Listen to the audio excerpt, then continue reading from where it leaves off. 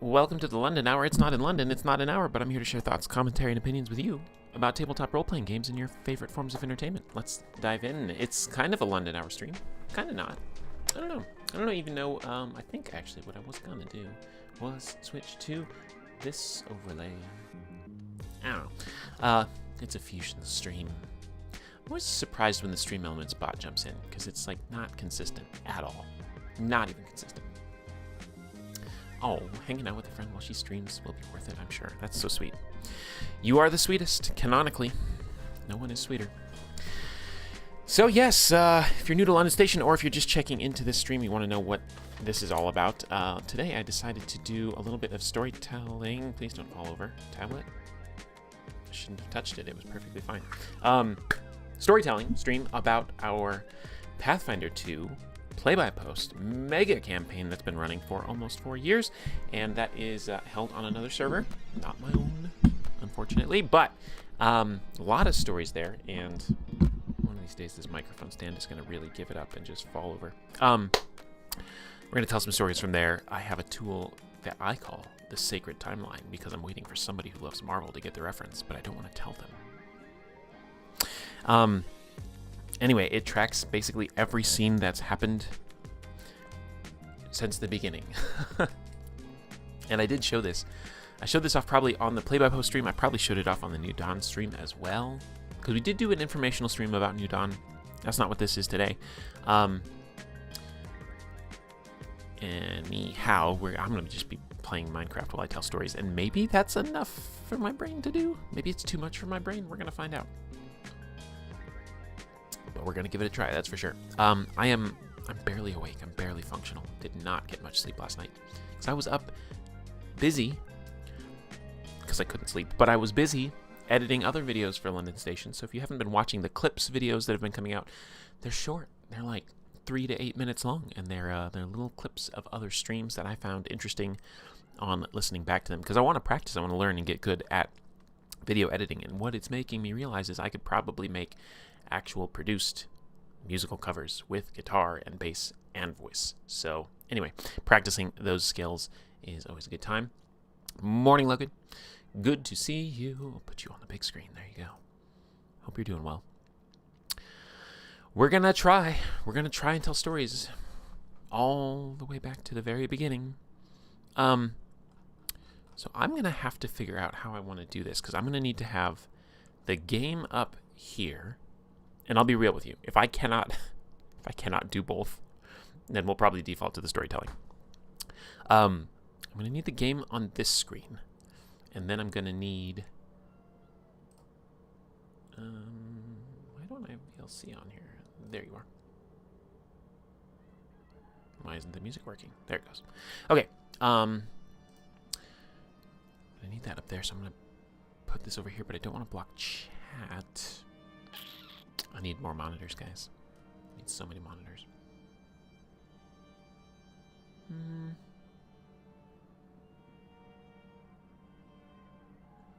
Or I need to rearrange my OBS layout. That's a possibility as well. I don't know how I would do that with such short notice. Oh, yes I do. Oh, it won't let me shrink it that way. Boo. Like the Triad of Death video. Yeah, that's a neat, it's a really neat idea. And like you can tell, it's very raw and unrefined when I came up with it on the spot. But I think there's something to it. I think there's something there. Let's see, I want to be able to see chat. Can I do always keep on top? No. I could do show as tab. I can't believe it won't let me put OBS in the corner. It's kind of like super annoying. Super annoying. What if I put this in the corner? Okay, this might be the way. It's going to be a little rough, but I think this will work. Okay, let me do this. Let me hide this. Let me hide my bookmarks bar. I can shrink that down even further. Okay, I think this will be functional. Anyway, sorry, I know that was the least engaging thing I ever could have possibly done, but But these things take time. So, anyway, I hope you guys are all doing well. Hope you're having a good morning. New Dawn. Crazy game. New Dawn was started off with a singular solitary premise. It had no overarching plot, goals, arcs, designs on anything, and the mission was, there is a place in the world of Pathfinder called Mendev. It's on the northern continent, which is called Avestan, which is on the planet called Galarian, which is the third planet from the sun. It's very much like Earth. And Mendev was neighbor to a place called it wasn't a nation, what was it called? The Sarkoran Realms, something like that. And that place kind of had a demon butthole erupt in the middle of it, to be to be crass. And demons came out of it for like a century, and it was a big problem. And over the course of 5 separate crusades, the third one of which, I came to find out they didn't even really go into Sarkoris, into the World Wound in the Third Crusade. They barely even did anything. They just looked within, and they went on this giant witch hunts. So Redon's claims to be this badass crusader, unfortunately he is now after the Endless Dawn. But like, Third Crusades, come on, please. So the premise of the game and the first characters and the first players was that we are going to go, that's one name for it. Yes, it is. They're going to go up to this little place called Star Keep. It was a place with fewer than 200 people in it, and this was part of a broader effort called the Mendevian Delegation. So Chancellor Irahai, who is the newly appointed chancellor following some events that came from an adventure path, the Crusaders effectively sealed off the World Wound, so there's still demons running around, but there's not like more demons coming. So the ones that are around are still around, etc. And the plot hook was basically like, you guys want to make a character from Starkeep, or do you want to make a character that's part of this delegation, or something else? And that was it. So I made a character whose name is Hanlon Karras. And I think at that time I had decided that he was sort of like a younger brother type situation with Chancellor Irahai, that they had grown up together. I kind of reasoned that, like, as their parents were fighting in the Crusades, like, they were left behind, and Irahai had to, like, watch Hanlon, so he's like her younger brother. So that's where that dynamic comes from. So I was like, okay, he'll be from the delegation. I'll have him show up. I don't really need to be, like, the ruler, main character kind of thing. So I was like, yeah, he's probably, like, you know, your classic, like, solid lieutenant guy, the number 2 in charge. That's probably what he'll be. And then no other players or characters kind of stepped up to be the ruler. So then I was like, well, I guess he's the ruler then. But actually, in the story of things, why aren't you working? Oh, it's because I'm not on the screen. Are you working now? Game, please.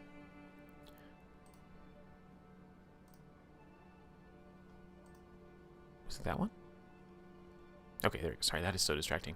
Then I gotta put this screen back up so I know what I'm talking about. There we go. So yeah, he was kind of like, okay, I guess I'm the ruler. As was I. And we just kind of, it's tough to imagine anyone else as ruler. Well, yeah, after doing it for 2.5 years, I'm probably going to be so aimless as I'm actually, quote unquote, playing Minecraft today, because I'm not going to be able to devote my brain to actually thinking about what I'm doing.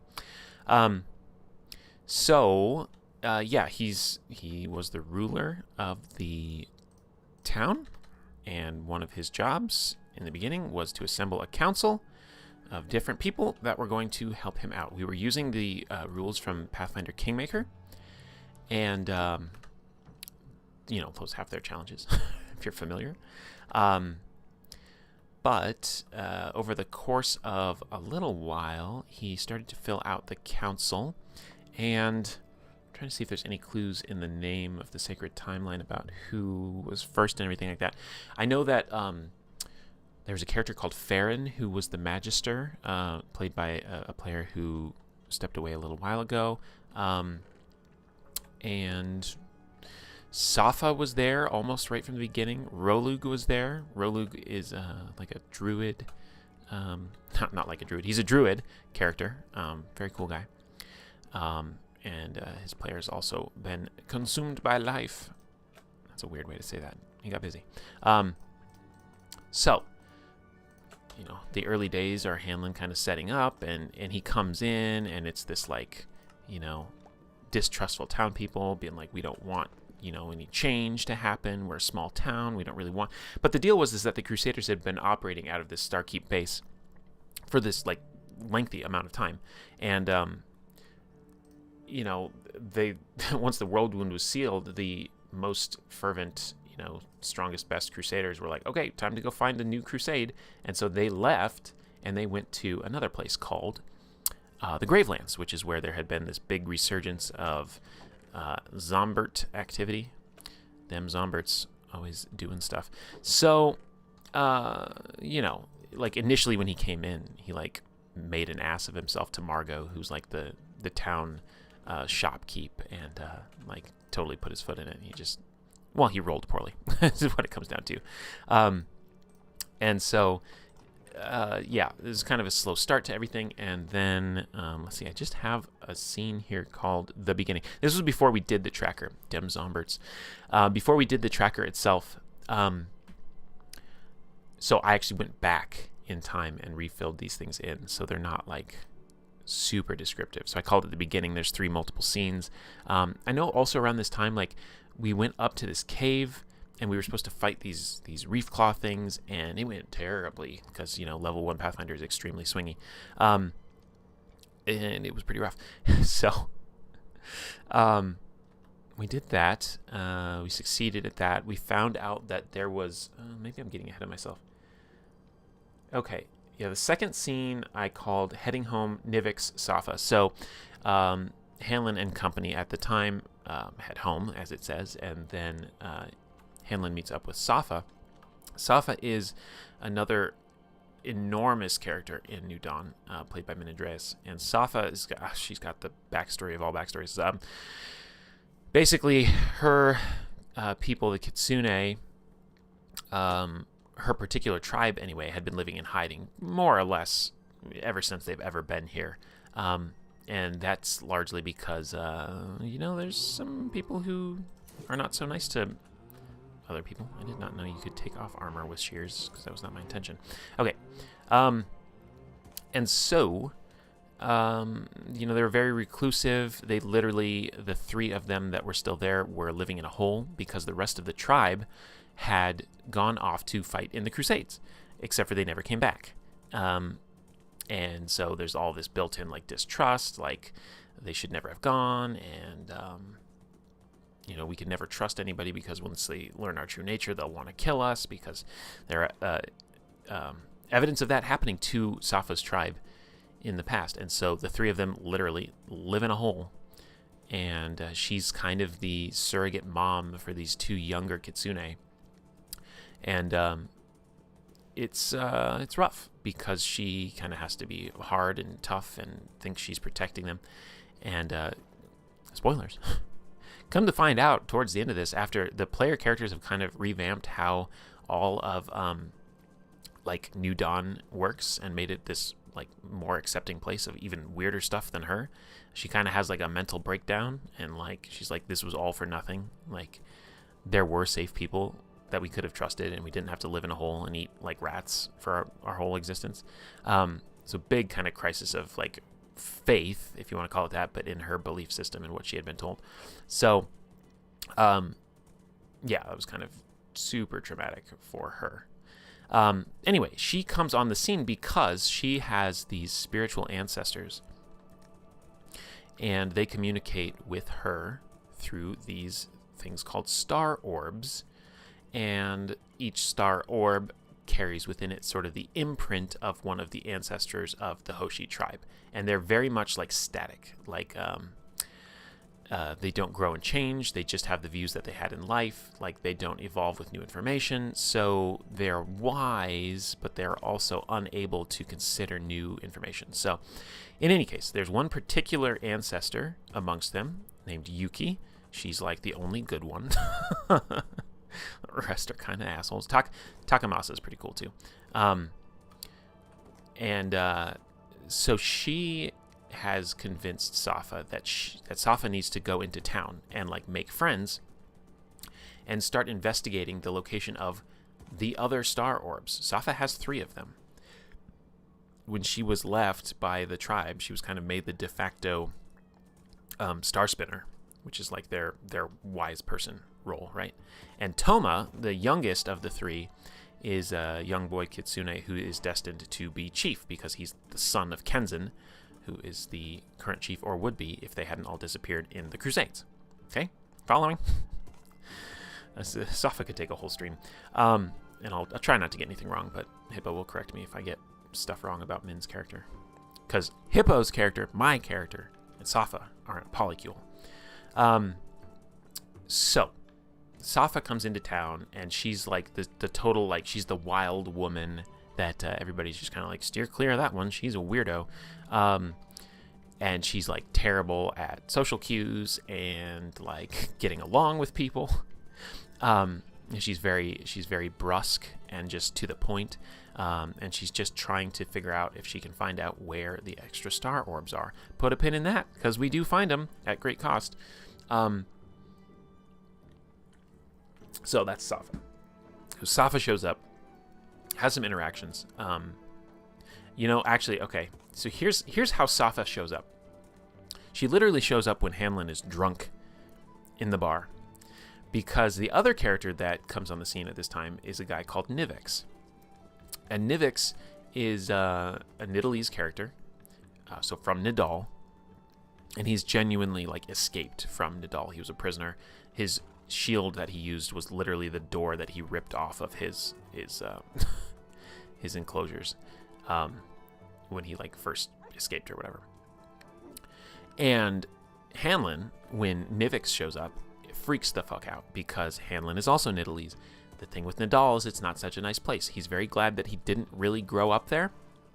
Hanlon and his family, his parents and himself, moved to Mendev when he was very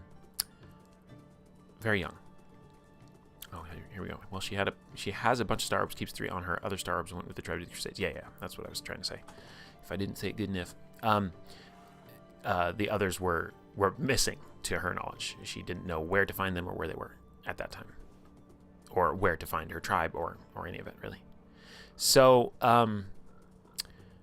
Hanlon's from Nidal. His parents left Nidal when he was young. They came up to fight in the Crusades. And they were actually trying to get away from... This is, by the way, a good discovery. This is new Minecraft content. Sulfur blocks. They were trying to get away from Nidal because they didn't like it either. But they also kind of had to keep up appearances of being Nidalese, and so they kind of were still sort of terrible to Hanlon and kind of abusive and like, this is how things are. Because the Nidalese, the Kuthanite faith, Zon Kuthon, who made a deal with Nidal back when the world was breaking to protect them, he's all about darkness and pain, and like his followers are all about it too, and it's pretty gross. So his parents were, I shouldn't say semi, they were abusive to Hanlon, but like out of a like, we kind of have to keep this up because back home in Nidal there's this thing called the Shadow Court, and the Shadow Court is keeping tabs on people who claim to be Nidalese, making sure they're doing what they're supposed to be doing. So they got out of the country, but they couldn't really truly be free to be themselves. That's Hanlon's backstory. So he actually has, we'll get to all the scarring stuff. He has a bunch of scars all over him that most people have never seen. Only the people that have seen him without a shirt on. Ooh. So, I don't know why I decided to bring my horse down into this cave. Probably because I didn't bring any fence gates to tie him up to. So, Hanlon meets Nivix. Freaks out. Thinks that like the Shadow Court is like coming for him. And there's no reason for them to be coming for him, but that's why he freaks out, right? So he kind of assaults Nivix, if you want to use proper legal terminology. He literally pulls him into an alleyway, like right off to the side, and he's got a dagger pointed right at his stomach, and he's like, "Who the hell are you? What the hell do you want?" And then, I kind of did a faux pas, by the way. I didn't do like a consent thing with the other player. I was just like, oh, he pulls him into the alleyway, and he like puts a dagger at his stomach. And I was still new to play-by-post, frankly, new enough to role-playing in general, that I didn't realize that was kind of that didn't give his character autonomy. So as a concession to that, he was like, no, it's fine. We'll play through it. It'll be fine.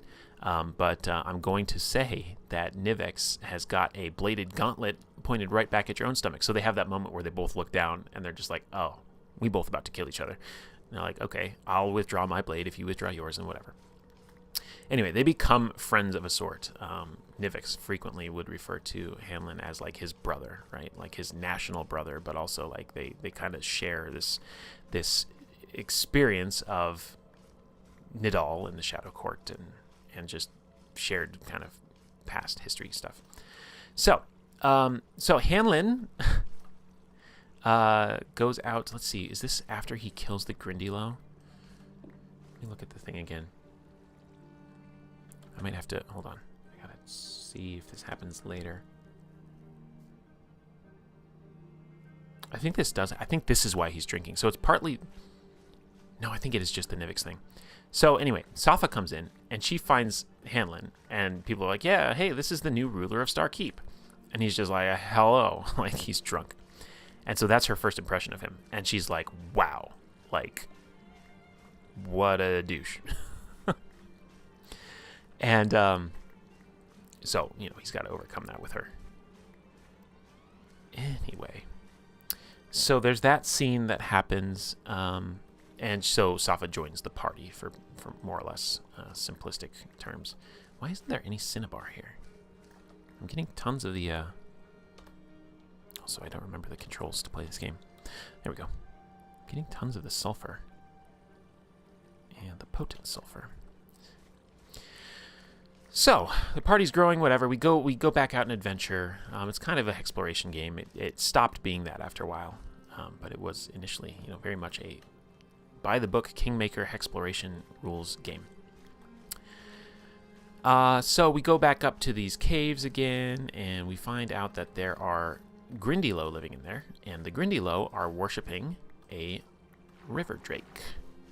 And the river drake, since we've been up there... we go up to fight the Grindylow. Hanlon straight up assassinates one. He has cover. He's firing from stealth, and he rolls a nat 20, I think. So he just immediately assassinates one of them. And Nivix flies off the handle, and he's like, "Why did you kill that person?" Right? And he's like, "These are people because they have a language and whatever." And we had to actually. This is a lesson in RPG adjudication. We had to I was like, whoa. Time out, break. Are we not saying that things that are lawfully evil are like evil in this campaign? Because I need to know that. I was assuming that these were like evil, demonic, horrible things that we were on board to kill. And Nivix was very much like, listen, if they strike us first, if they're whatever, like that's one thing, but like you just assassinated the dude. And I was like, hell yeah, I did. So Hanlon goes through this whole crisis about that, but it kind of sucked because as a role player, I was put in a place that I didn't know I was going to be in when I made that action, and it was way too late to rewind it. So that is actually a discussion you should have at your tables.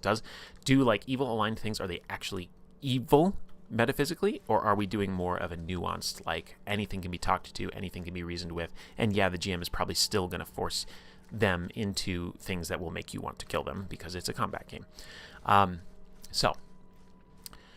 They come back from that, and they end up kind of leaving and running. But they did see these... did they take the eggs then? I don't think we took the eggs then. I think we saw the eggs, though. There were eggs in the cavern. We might not have seen these till later. But we find out that we have angered the river drake, and the river drake is starting to harry the population. I understand.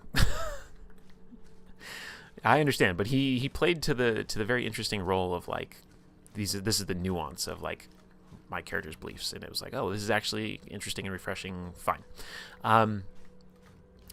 So this river drake starts like attacking our people, and now I'm also in a weird place where I'm like, okay, well, let's use the kingdom mechanics, and we'll use one of our, I don't know what they're called, one of our actions to like send an envoy who can speak Thalassic or Draconic or both to go try to talk to the Grindylow to see like what's up. And we as a group rolled so terribly that he was never heard from again. So then Hanlon's got like the weight of this life of one of his people. Well, I don't know if it was his people or if it was like a hired, I think he was a hired mercenary type guy, but still it was like, there's a family who's going to have a guy not come home because we sent him to his death in this cave with this evil shit. And it put me in a weird space as a player because I was like, I wouldn't have done that, like, but whatever. Got all resolved in one way or another. And so the River Drake now is pissed off at Starkeep, and it's now attacking our fishermen and like their boats.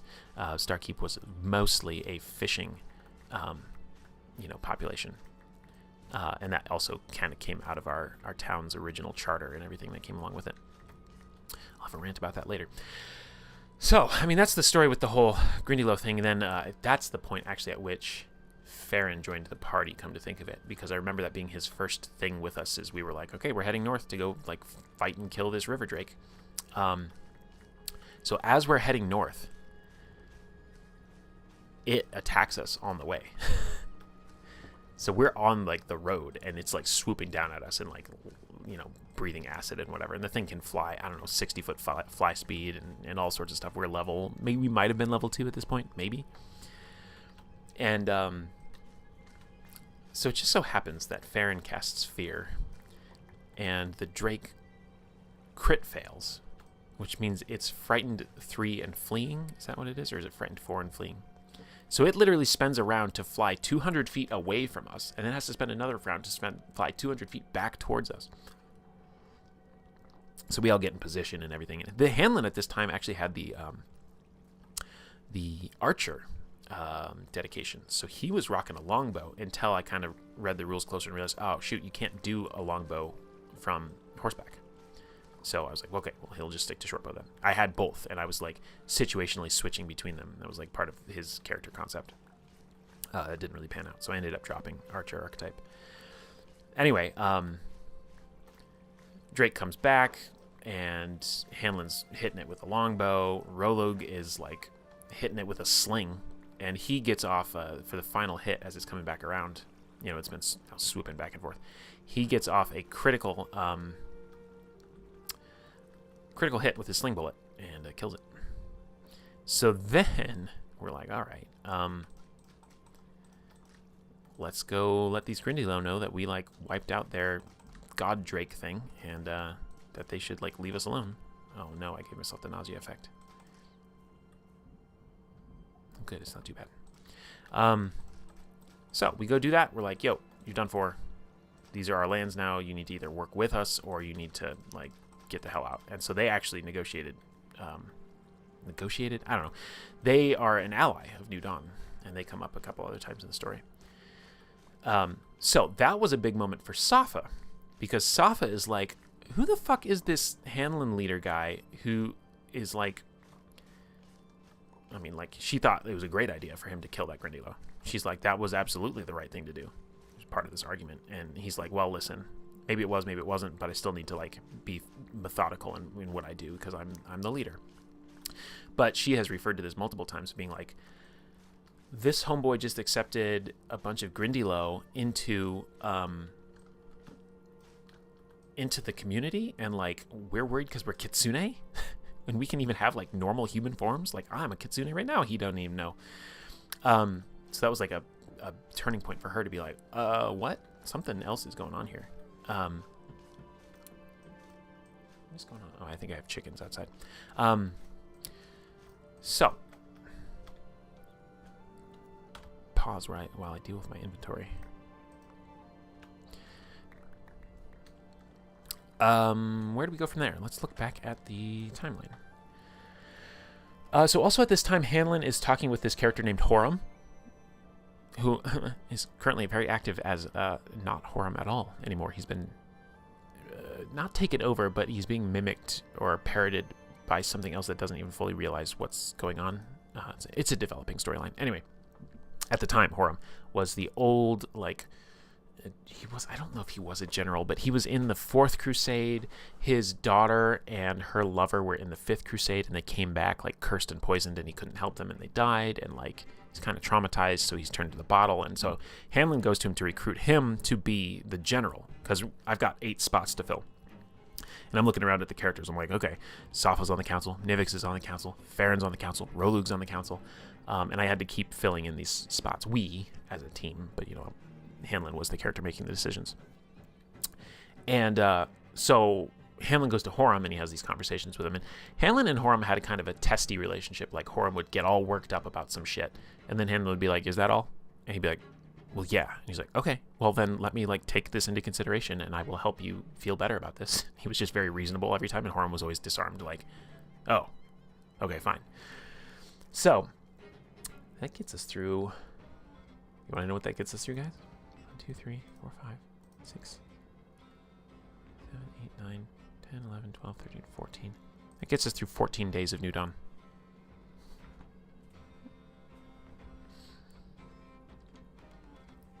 That's the first 2 weeks. So after this, I'm going to get my bearings again. There's a scene for Ascension Day, and I don't know really what happened here, so I'm actually going to open it.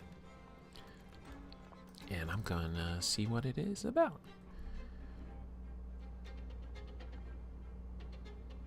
Okay, so it's Ascension Day, which is when Iomade ascended to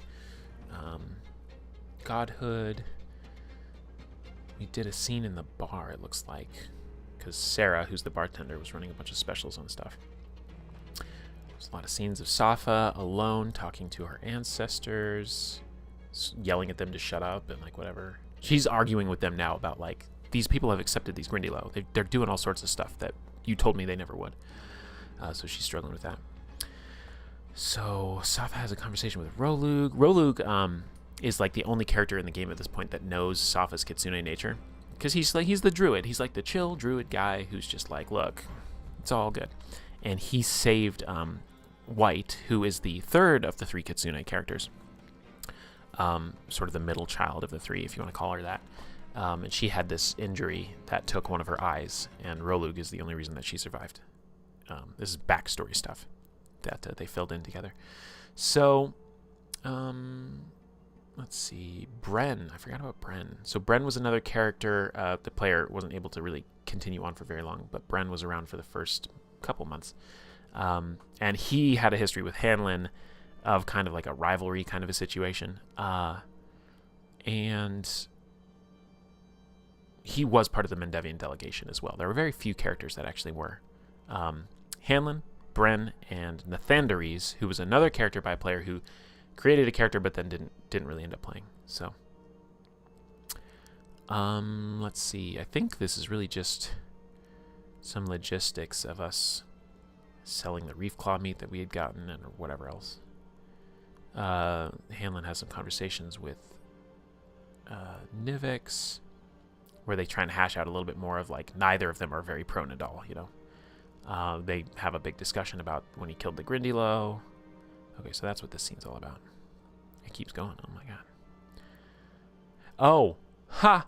It keeps going because there was one forum post called New Dawn Play-by-Post, and that's where everything happened.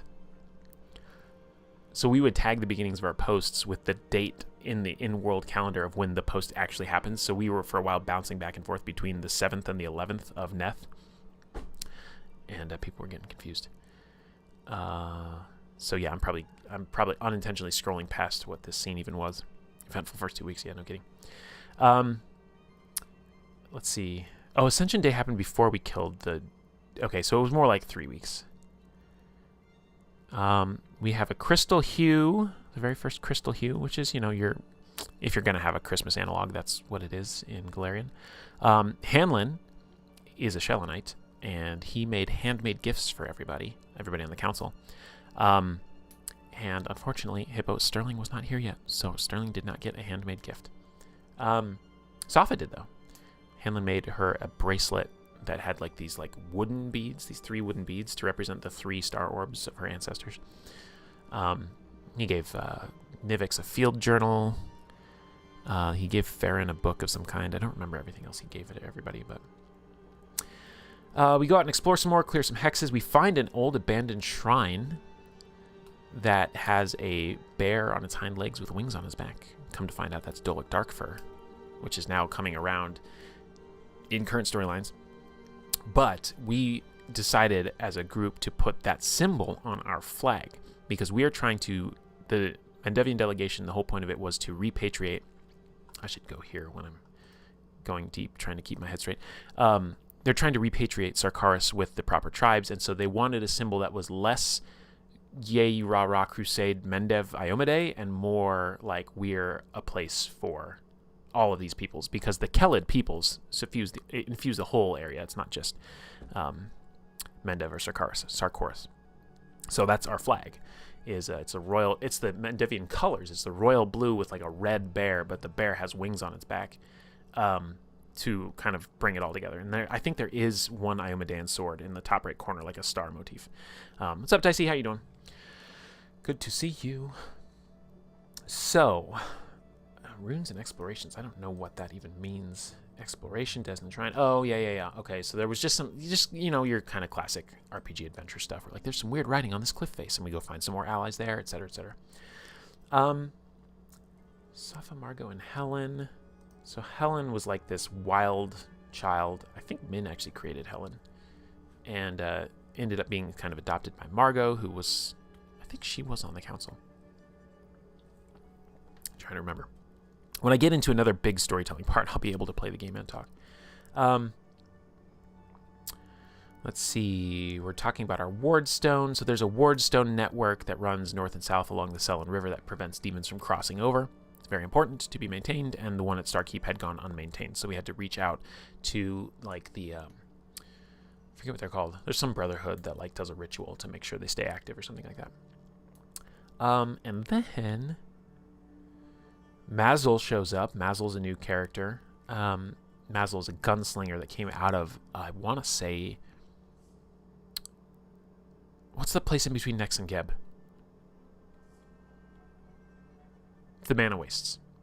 He like comes like out of the Mana Wastes, and he was like raised like in slavery by, I don't think it was kobolds, goblins. I think he was like raised in a goblin tribe or something weird. Isn't Alkenstar the city in the Mana Wastes? I think it is.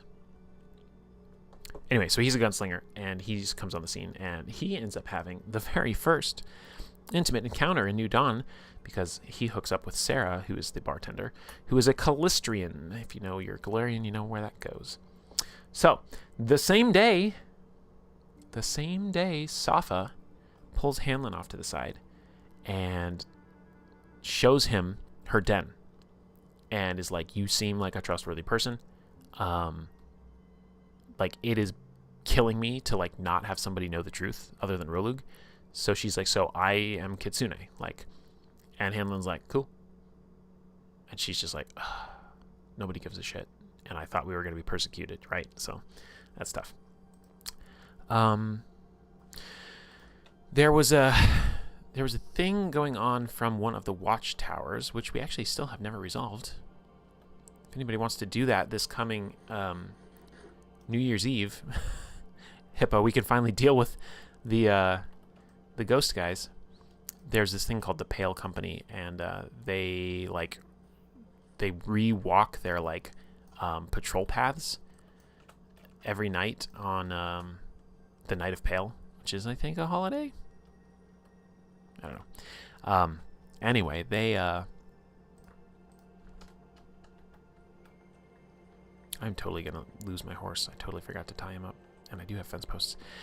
So they are out there, and Farron, this character, is like, oh yeah, I don't really care if my character dies. Like I'm like YOLO, like very YOLO. So he's like, yeah, I'm just gonna go stay out there while this procession passes. And Clarion in Depth was like, this is a very high level threat. You will need a natural 20 to survive.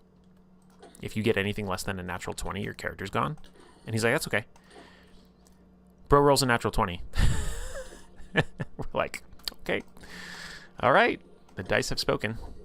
So that was pretty awesome. But yeah, still unresolved. Those ghosts who are not at rest, who don't realize that their watch has ended. We dealt with the ghosts in the tower that were watching the wardstone, but hello. Anyway, that guy has an enchanted bell. Oh, there's a mine shaft here. Well, hello. Oh, God. Okay, I'm almost dead. Yikes. Starkeep needs to contact the Order again at some point to teach a new person how to do the ritual since Audrey is in a coma. I forgot she was the one that... Whoops. I guess we should figure that out. Oh, I didn't even switch back to the game screen. Sorry, guys. Yeah, doing the double duty. I don't know. I don't know if this was the right call for today's stream. I don't know if that was the right call. It's good when I get into like a long story, but like I'm having to like piece this back together from just post titles. So there you go. That's the first month of New Dawn. Has all of that in it. Let's see. Safa and Nivix have a scene together where they open up about their secrets. So Nivix opens up about like his history with Nidal, and Safa tells Nivix that she's Kitsune at that point. Oh, that's okay. That's when Mazel and Sarah hook up. Then we split the party. So we've got that trip and that trip. Hippo, you might have to help me remember some of the details of your party, but Sterling shows up. And actually, you don't even have like a specific named scene for this. You must have just rolled right in somewhere. Because I know you go with Rolug's group. Anyway, Sterling shows up. Sterling, played by the one and only Mr. Green Hippo in chat. Sterling is from the, correct me if I get anything wrong, River Kingdoms and elsewhere, and was a mercenary and has all sorts of backstory. Basil and Sarah was the first scene I read, and then you were like, this is the game for me. Oh, that's hilarious. All right, zombie. So, not Hippo. Sterling shows up, and Sterling's like fighter, you know, Gisarme, you know, polearm, or is it a Gisarme? I can't never keep that straight. There's the Cinnabar. And she is talking to Safa, and she's like, oh, like, yeah, I'm here. I heard that you guys were doing good things here, and I wanted to come check it out. Right. Oh my, how could I have forgotten? Yeah, the whole Keonan connection. Just wait till we get to the... God, that legal case was so fun. Hanlon got to stunt on some elves. That was a lot of fun. So, she's like, yeah, oh... And something comes up about blood oaths or something like that, and Safa's just like, you should definitely swear us a blood oath right now. And Hanlon is like busy, like talking to somebody else. So this is happening like off to the side where he can't be like, that's a terrible idea. What the hell are you talking about? So I think they're in the bar or they're just outside of the bar. And Sterling's like, oh, cool. Grabs her like blade and like cuts her hand open and like does this like blood oath to like, you know, like, oh yeah, I'll be a part of your mission. I'll do whatever. And Hanlon is like, what are you doing? There are people watching. Were we outside of town hall? Okay. And he's like, what? What are you thinking? And Safa's just like, I like this one. You know, very much like Thor and Captain Marvel. Safa's just like, this one's for real. Oh my God. So that was hilarious. So then we do more explorations. We now have enough players that we can actually split the party. And we do so. Let me figure out some inventory really quick. I don't need this. I don't need to carry those, or that, or this. I'm going to get smacked too. So my team goes north to Canabras, and it's called Rolug's team. He's kind of the more senior council member at the time. They go east, and they're just exploring hexes. And one of the things they find is a cave, and in that cave is a white dragon. And the white dragon actually talks to them and like cows them down in fear. His name is Terralex, and he gets dealt with later. But they're like, oh shit, like we found a dragon in our backyard. Like, we should probably turn back and head home. And then I think on the way home, or maybe it was on the way to the dragon, you guys also fought a bunch of, like, undead skeletons or whatever. And at this time, we were still doing mixed level combat. So Sterling was level 1, everybody else was level 2. And so Sterling almost died, like, right off the bat. And I remember that because there's a specific scene where Hanlon, like, meets back up with her in the bar, and he's like, "Oh my God, you're alive! I'm so glad." Like, I heard that you almost didn't, like, do the living thing. So yeah, that was a whole thing. Is there anything else that you guys found specifically? Oh, there is. You guys found the Lamashtu shrine. There's a shrine to Lamashtu. That's currently where Groveton is sitting. And it was being patrolled by a Roru demon. And this was Galarian Depth's way of, you know, as a hex-crawling kind of campaign. He's just like, this is here. This is here for later, if you guys want to come and sort this out, because that's a level 6 demon. Oh, yeah, the Druid Circle, right. Which becomes very relevant when we get to wedding time. So yeah, there's a Druid Circle that Rolud connects with some of his, you know, Druidy type peoples. And they are allies as well. Was there anything else? I think that might have been it. And then, so that handles very loosely and broadly. Understand, you know. Understand we have years of gameplay to cover. So, Hanlon's team goes north to Canabras. And I don't remember exactly what our plan was. I think we were just trying to clear hexes along the way to Canabras so that we could more easily get to it when we needed to. You also meet Jewel. Yeah, Jewel at the Druid Circle. Jewel was, at that time, the leader of the Deathhawks, right? So the Deathhawks are a tribe that have come up a lot. They're a Sarkoran tribe that has gone through quite a bit of leadership change, and we'll see if it's about to go through some more leadership change if Talia dies.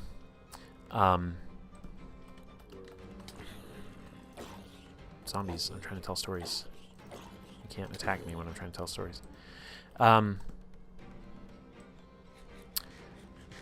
So yeah, a lot of seeds planted in those early days that came back later. Oh, did we just find what I think we found? Guys.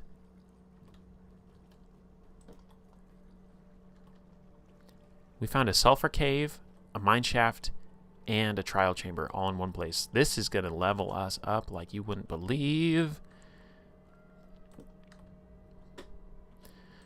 Focusing on the Minecraft for a minute, because yeah, let's go. Although I don't have what I need to take advantage of this place at all. And it's way too dangerous to explore, actually. It's going to be too dark.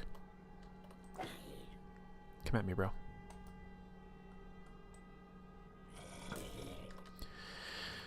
Okay, so that's good news for us. I don't know if we want to... It is a trial chamber, yep. It is, and we're about to punch into it and regret everything. Okay, and there's cave spiders above it. I love being poisoned when I don't have anything I need to prevent that from killing me. Just love it so much. Okay, so Hanlon's team up north. What did we find? I think we just get to town pretty uneventfully, if I'm not mistaken. And, holy crap. Come on, game, I'm telling stories. Oh, there's too much spice over there. Too much spice. Too much spice, and I'm too bad at the game because I haven't touched it in too long.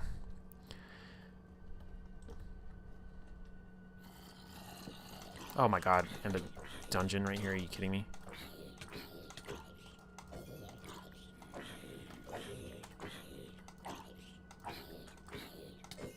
The only way this could be better is if it was a skeleton spawner. Even though we already have one. Because they're the best. What a dangerous freaking place we found. Okay. I gotta focus. I gotta lock in. I think I already have that disc, but we'll take it. Oh, I can't put that in the... That's dumb. Dumb, I say. I'll take the leather, too. I only get one treasure chest, too? What is this? What is this operation? Okay, so one of the things we definitely find out about in Canabras is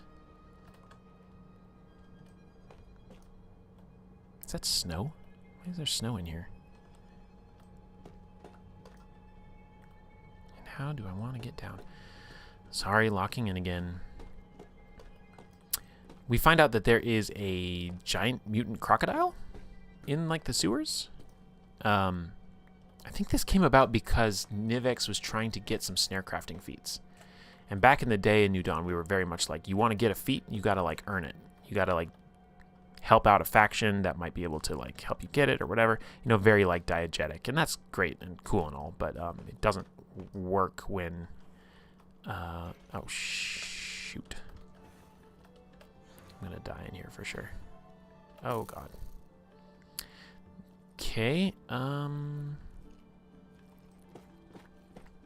want to get in here without, like, dying. Would be cool. There's a wall. This is probably a bad point of entry.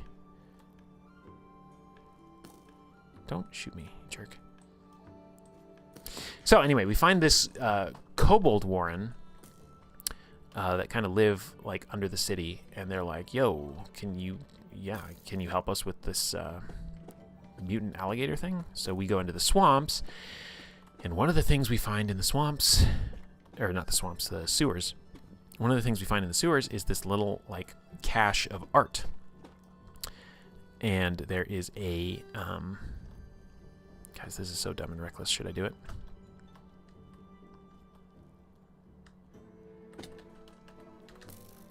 No, no, very bad. Very bad. That went terribly.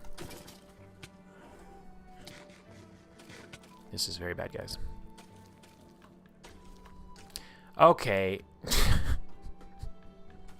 The answer is no, I should not have done that. How am I even gonna...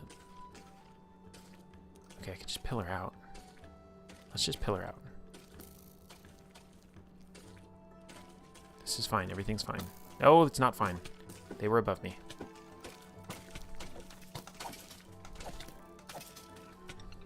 Get out of the snow.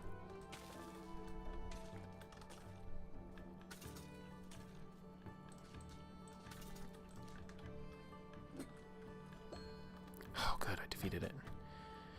Oh! Wow, sorry, that was the distraction to end all distractions. I guess we're clearing a trial chamber today. I do not need... I do want to keep those. I'm almost out of torches, too. Yikes, and a half. Is that the only spawner in here? Because if it is, that's not too bad. Oh, also, we gotta block this off. Or we're gonna do it again in a half hour.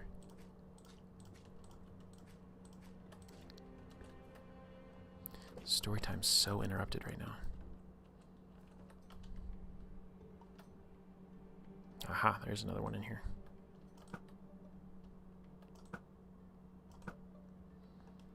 Thought you wanted to do chill Minecraft stuff today. Well, I didn't mean... yeah, I should get out of here, to be real. For the sake of the stream, I should leave this trial chamber.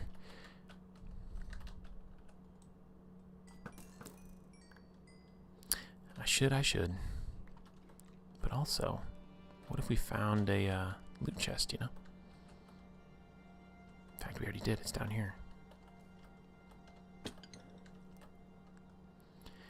And then we will go back, because clearly... Did I not? What's happening? Do I have to do it with this? Oh, that's the special kind. Dang it. Dang it. It is story time atop a succulent bed of Minecraft, after all. Lots of free hoppers. Lots of free stuff. That's a special one, too. Okay, let's get out of here. Let's focus on getting out of here, because I clearly cannot do the purpose of the stream and explore a trial chamber at the same time. Leaving. And not just leaving, leaving with prejudice. Oh, God. I just heard a witch. I do not need any of that in my life right now. Please don't kill me. I play in hard mode and I don't have keep inventory on.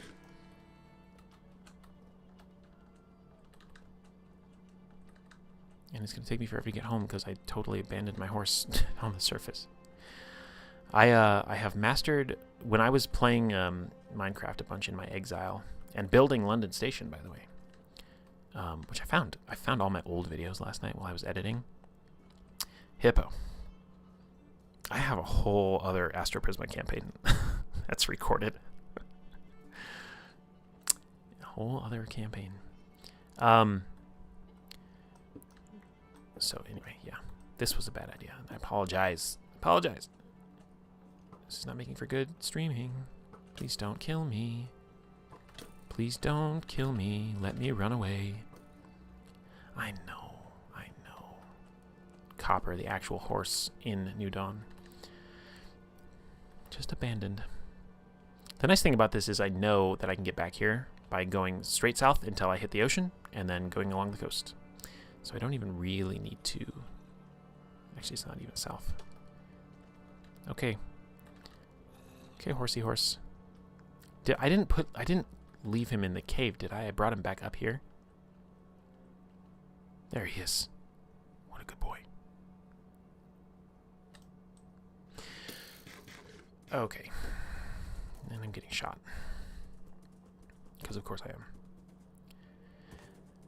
Alright, so we're in these sewers. We find this art cache. There's an Abricalandu demon in there who is smashing the art, and Hanlon is a Shellenite. So he's like, okay, this is like violating some anathema and stuff, so they kill the demon, which is good. And Hanlon finds this little carved chess piece. I've talked about this chess piece a lot, because this chess piece is like integral to a bunch of character development for him. Believe it or not. The chess piece is done by this particular artist. I think she's an elven artist. And Lost Omen's travel guide had just recently come out, so Gid was reading all this stuff, and he's just like, oh, here's this special, like, chess art. Yeah, the chess piece. This special art set of these, like, ornately carved chess pieces, but they're very lewd. They are, like, risque chess pieces for this chess set. And anyway, Hanlon finds this thing. And outside of the game at this point, okay, he's got the chess piece. Let me finish up with the alligator demon thing. We go through, we find the mutant alligator, we kill it. It's actually a really cinematic death because we were in trouble. Like, it was in water, and it had reach, and so, like, I had a bow, so you'd think that'd be fine, but, like, it was tough hitting the thing. And the way we actually ended up killing it is Nivex went full Geronimo and just was like, full send. Like, I'm going to go kill this thing. Leaps himself into the water.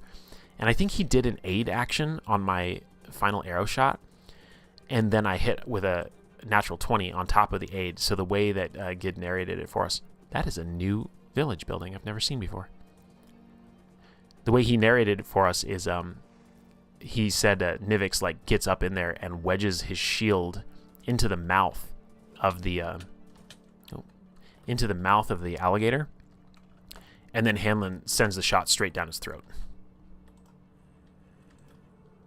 It was super cool. Guys, I just want to sleep in a bed. Oh, did I run out of arrows? Oh my god. Alright, Iron Golem, come. I know I saw an Iron Golem somewhere. There you are. Thank you. Good gravy.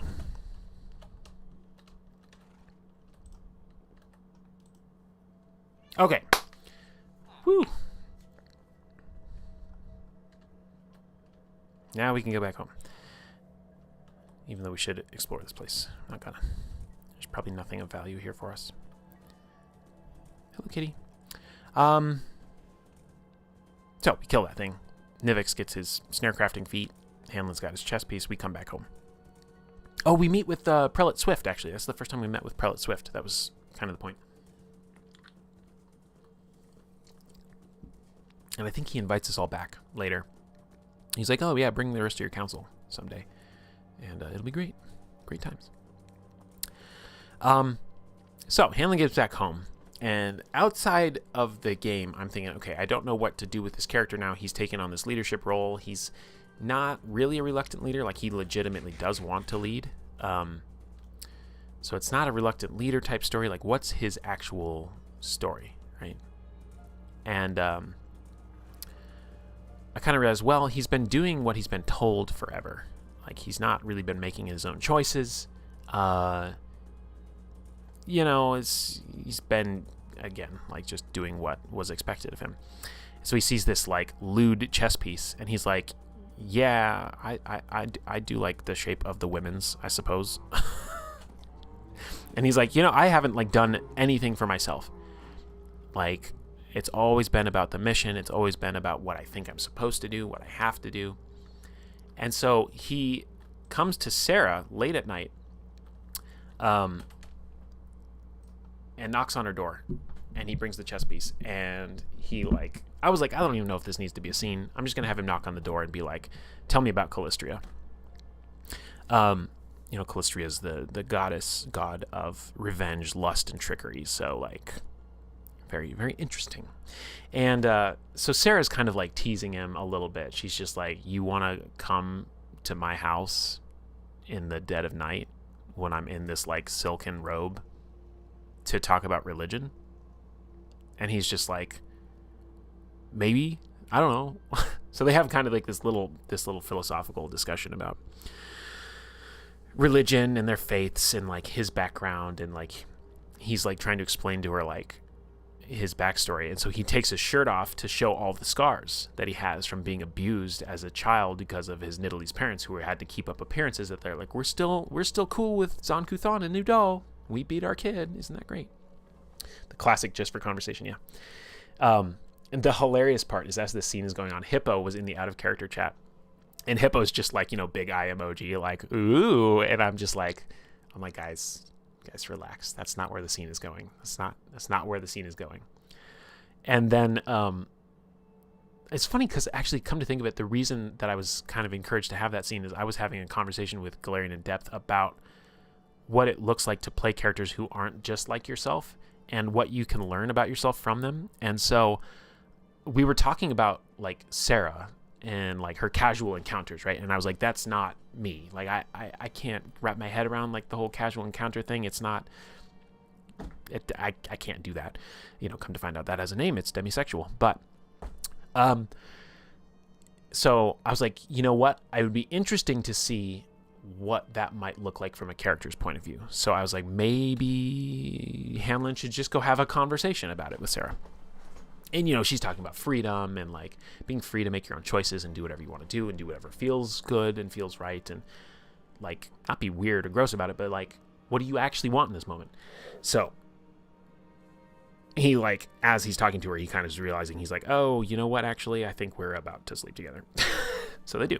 And then they wake up in the morning, and he's, like, making tea for her. And, like, clearly he's like, oh, this is a relationship that's developing, because he's an idiot. And she's very much like, I don't do relationships. Like, we can hang out as much as you want, but I don't do relationships. So that is what started that whole thing. And yeah. To be revisited later. So that's the trip to Canabras. Now, we have a bunch of scenes that were set in the Starkeep public post, because that was kind of like a rolling scene type of a deal. So I don't necessarily know what those were without clicking into them all. Roluk had a vision. What was this vision about? I'm going to actually go to that scene. See if I can figure out what this is about.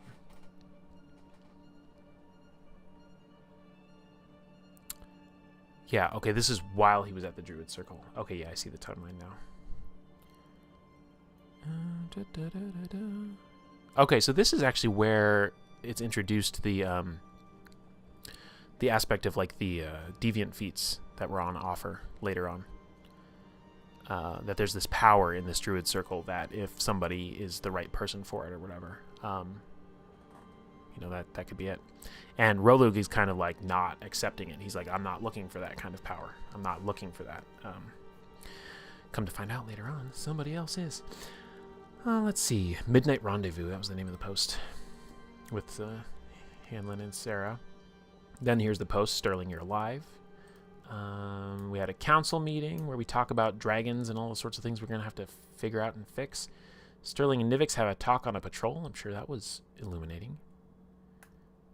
Oh, Hanlon goes out on a hunting trip with Mazel, and he's like, so I hooked up with Sarah, and Mazel's just like, cool, like she's an independent free woman, like why are you telling me? Like, I don't control her.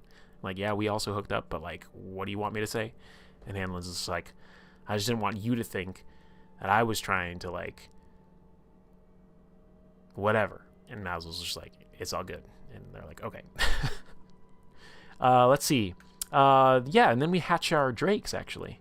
So we did, after we killed the river drake, we went back up to, or I guess we finished our trip up to the caves because we killed it out, in the open. And then we finished our trip to the caves, told the Grandilo, like, hey, we fucked up your dragon patron, so you belong to us now, or leave. And we took these 3 eggs, and Nivex took 2 of them, Hanlon took 1.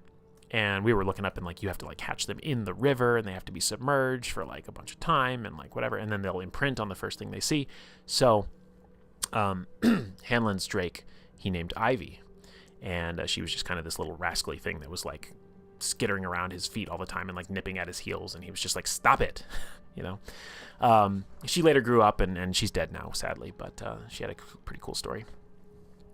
She's dead at the hands of the PCs because shenanigans happened. But it's not their fault. Oh, God. Hippo, are you ready? The Trial of the Second Tale. We love this. We love this part. I really, I will say at this point, I really don't think I can probably do anything mindless enough in Minecraft while I'm doing this, unless I just decide to like mine out a mountain, but I don't have a mountain to mine out, so I am going to quit the game, actually. I don't know why I thought I would be able to do both, but it was a valiant effort. Now I can move the thing over here to the full screen. Darn for losing the Minecraft. Well, the stories are too good. There's too much, like, I have to like try and reconstruct and remember. I suppose I could show the tracker, although it's not going to make for like actual good.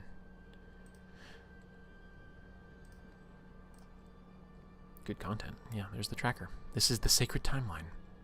This is what I've been reading off of. So we've gotten this far. In an hour of storytelling, we've gone through like a month and a half. Because this is the rest of it.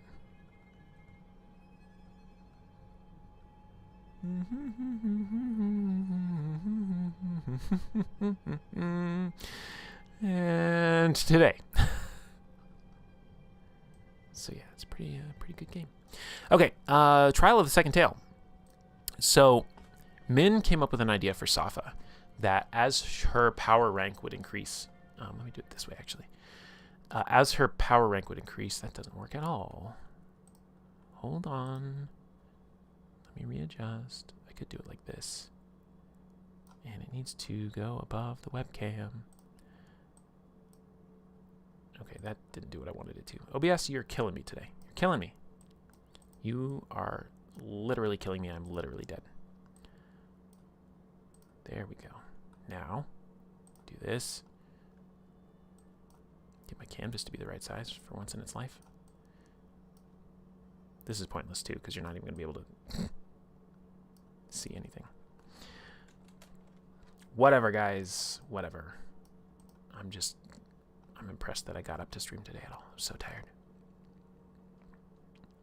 And let's take off the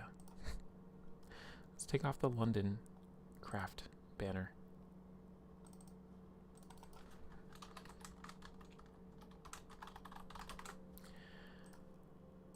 Okay, there we go. Maybe do that. All right, so the trial of the second tale. Min Andreas came up with this idea for Safa, that every time she would gain a spell rank, she would gain another tail in her tailed form, because Kitsune have up to 9 tails, and there are 9 primary ranks of magic.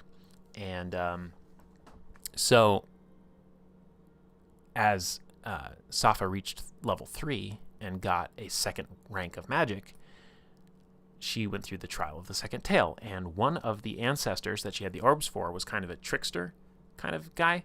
I think it was Xiang. I think that was the one.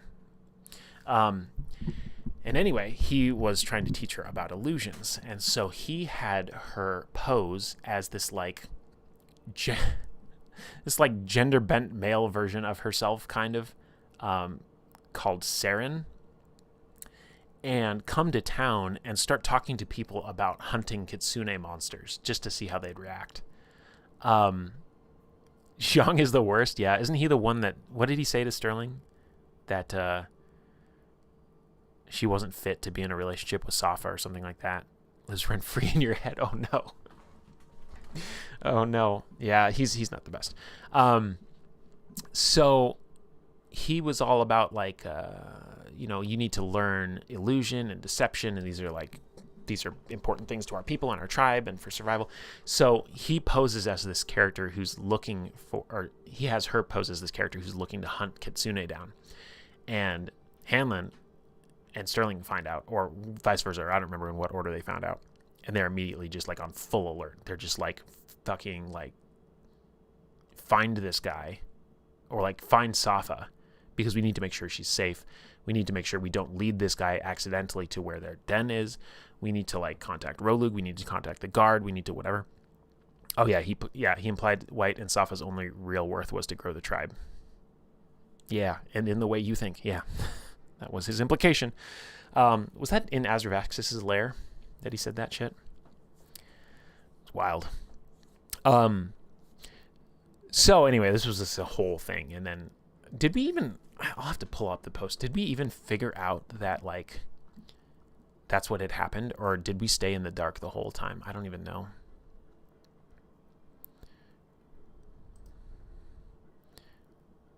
Oh, it's showing on the screen. Oh well, that's fine. You can't really see anything.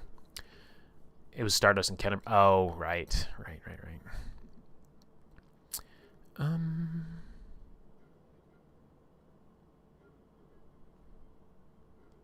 Pardon me. Well, we did find out at the end. Okay.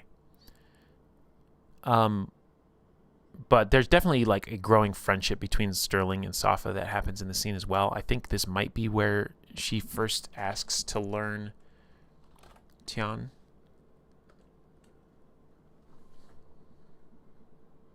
Yeah.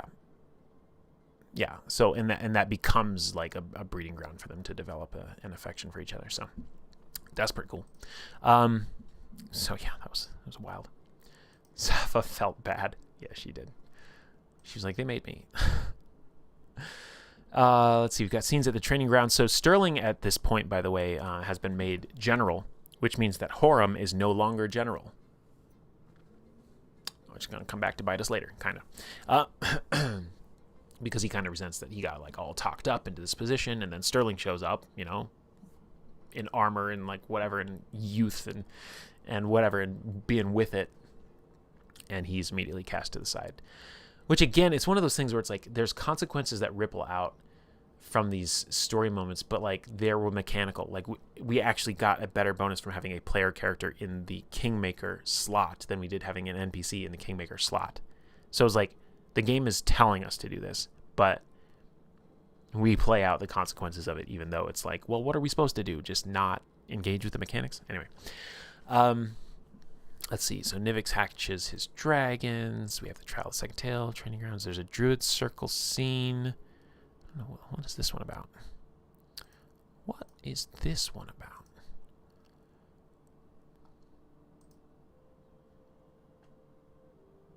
Margot and Helen go to the druid circle with Rolug. Oh, he kind of takes them out there as kind of like this adopted family, just to kind of show it to them. I presume at this point, then Rolug and Margot must have been in a relationship, And that was very much just like a very, like, compared to the other stuff you've heard, that was very much just a very mature, like, we respect each other, we like each other, we're attracted to each other, want to do a relationship, cool. And then they adopted Helen, the kind of wild tiefling kid. She's cool, she's funny. Okay, case for general. So this is the scene actually where Hanlon does offer the general position to Sterling. And of course Sterling is just like, oh no, I could never, I'm not worthy, I've barely been here. And Hanlon's like, look, you're awesome. Just take the job, damn it. Yeah.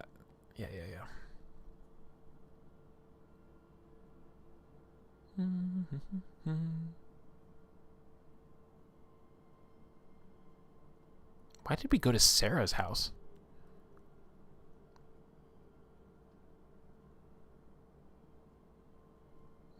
Basically, yeah. Oh, that's so funny. So Sterling has this history with elves, and it's not a very nice one. And it came up when Hanlon was trying to offer her the job for general, and she's like, "Look, I've done some stuff in my past that I'm not proud of, and I don't think you should make me general." And Hanlon's like, "I've done stuff in my past, like, girl, like what are you talking about?" And he's like, "You don't have to open up to me, but I think there's somebody that you might be able to open up to."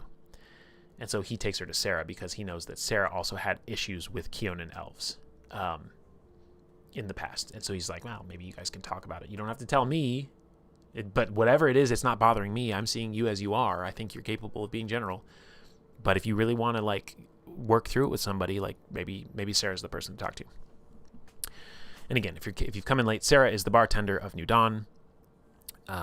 Callistrian, about 106 years old or something like that. But she's pretty cool. She will go to bat for you, that's for sure. Oh, she's about to, yeah, because coming up now, we have, what was this about? The Mendev Loyalist. I gotta open this scene up.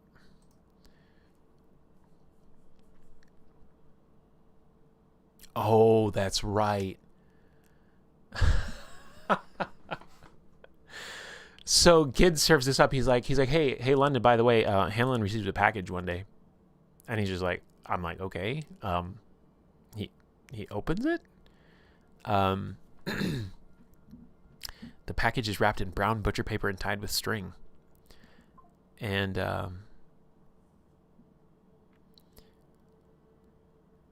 let's see. Mazel shows up. Hanlon opens it, and there is a beheaded bat from the Mendev Loyalist.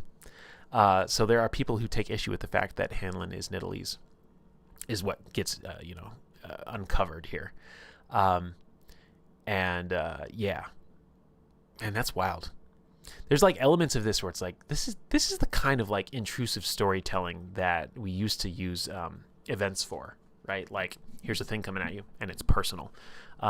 We should do more of that. You know what else we should do? We should definitely do this. We should definitely do this. Yeah, I forgot about the beheaded bat, too. So I started to play into that, and Mazel goes around trying to, like, do Batman stuff to figure it out. Safa and Sterling have their language scene. So they're starting to learn. Safa is teaching Sterling Chan. Sterling is developing feelings for Safa. Let's see. We go to the tower, so we're starting to deal with the ghosts in there so we can clear them out so we can get our Wardstone active again. But Merrymead, which is February 2nd, Callistrial 2, they are drinking at the bar. And they're playing a dice game called Ship Captain Crew. And as players of the game, we were playing so that the winner of the round got to ask any other player's character a question that they either had to answer or they had to drink in order to not answer. So it was a really fun way, actually, of getting characters to know each other and play a game at the same time. And so I wonder what kind of I'm going to actually open it up, see what kind of questions we got asked. Because I know that Hanlon asked Sterling about something that is like in her pocket that she never talks about. And he doesn't find out what it is here. He finds out later. But ironically, almost 4 years later, there is a scene happening right now that is related, I think, to the thing that happened in this scene. So, what are some of the questions that we asked? Right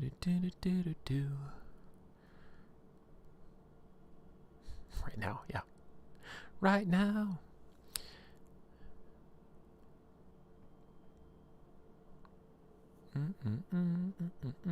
Oh, I forgot Hanlon's kind of a wino. He likes his elvish wine.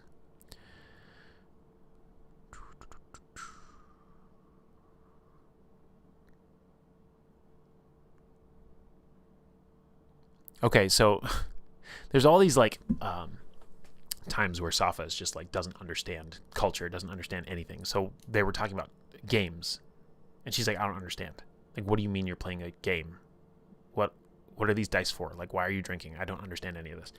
So they're trying to explain it to her in terms of like, well, you know, like sports are considered games or people are competing against each other. And she's just like, what's a sport? Like, what the hell are you talking about? So they're like, oh God. So Hanlon's first question for her was like, does your tribe really not have any sport? Any sort of games you play with each other or whatever like that? And she's like, sports? Like games? We have games. Racing, wrestling, sling games. Oh, that's what it was. She misunderstood the term, like, be a good sport. And so it spawned this whole conversation. Anyway. Yeah.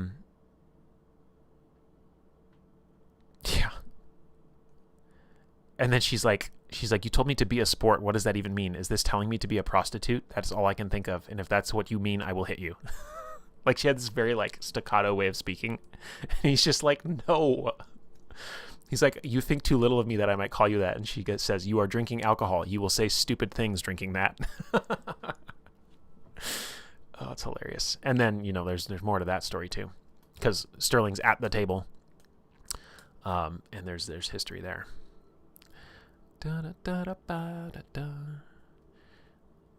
Nivix asks Hanlon like why he uses a bow when his god uses a glaive.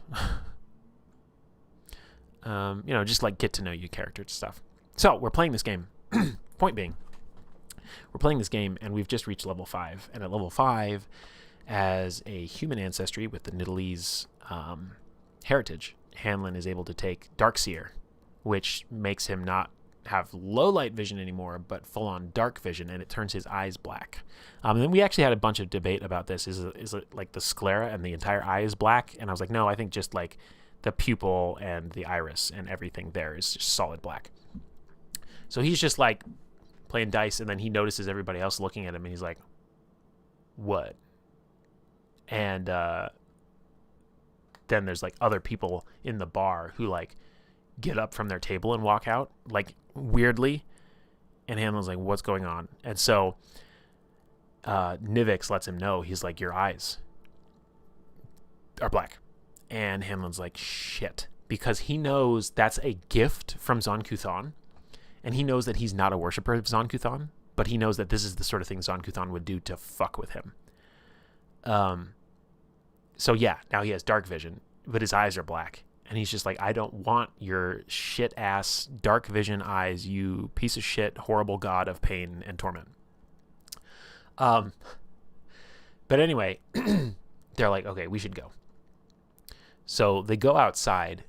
Or no, Hanlon like rushes outside and he like throws up in a bush. Because A, he's been drinking, but B, he's just like horrified. He's just like, fuck. Like, I so don't want this to be a part of me and who I am. And like Nivix comes outside with him and Safa and Sterling. And then there's like a mob forms. Because those two guys that left and this Mendev loyalist thing that's going on, they're like Lord Hanlon and his buddy Nivix, two Nidalese people on a council in fucking Mendev of all places. They're just like, this is like some Zon-Kuthon, Nidalese takeover stuff, and we're not going to have it here, like not in our backyard kind of a deal. So they're basically these bigoted, you know, racist hicks or whatever.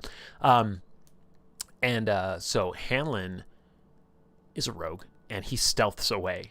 I roll hide checks and stealth checks, and he gets out of there. And he's like, I can't with this right now. And everybody else that stays behind, I think there was even a brief abbreviated combat where they like smacked some sense into these villagers, and they're just like, we don't judge people here like that. That's not how Starkeep works. So Hanlon is ready to leave, like, bye. Leave this all behind, because he's just horrified by this. He's like, the people don't trust me. They don't like me. Was it no combat? Nice. And so he's like on the way north to Canabras because he's going to figure out what he's going to do from there. So he's camping out in the wilderness, and then a little fox pads up, and that fox is Safa.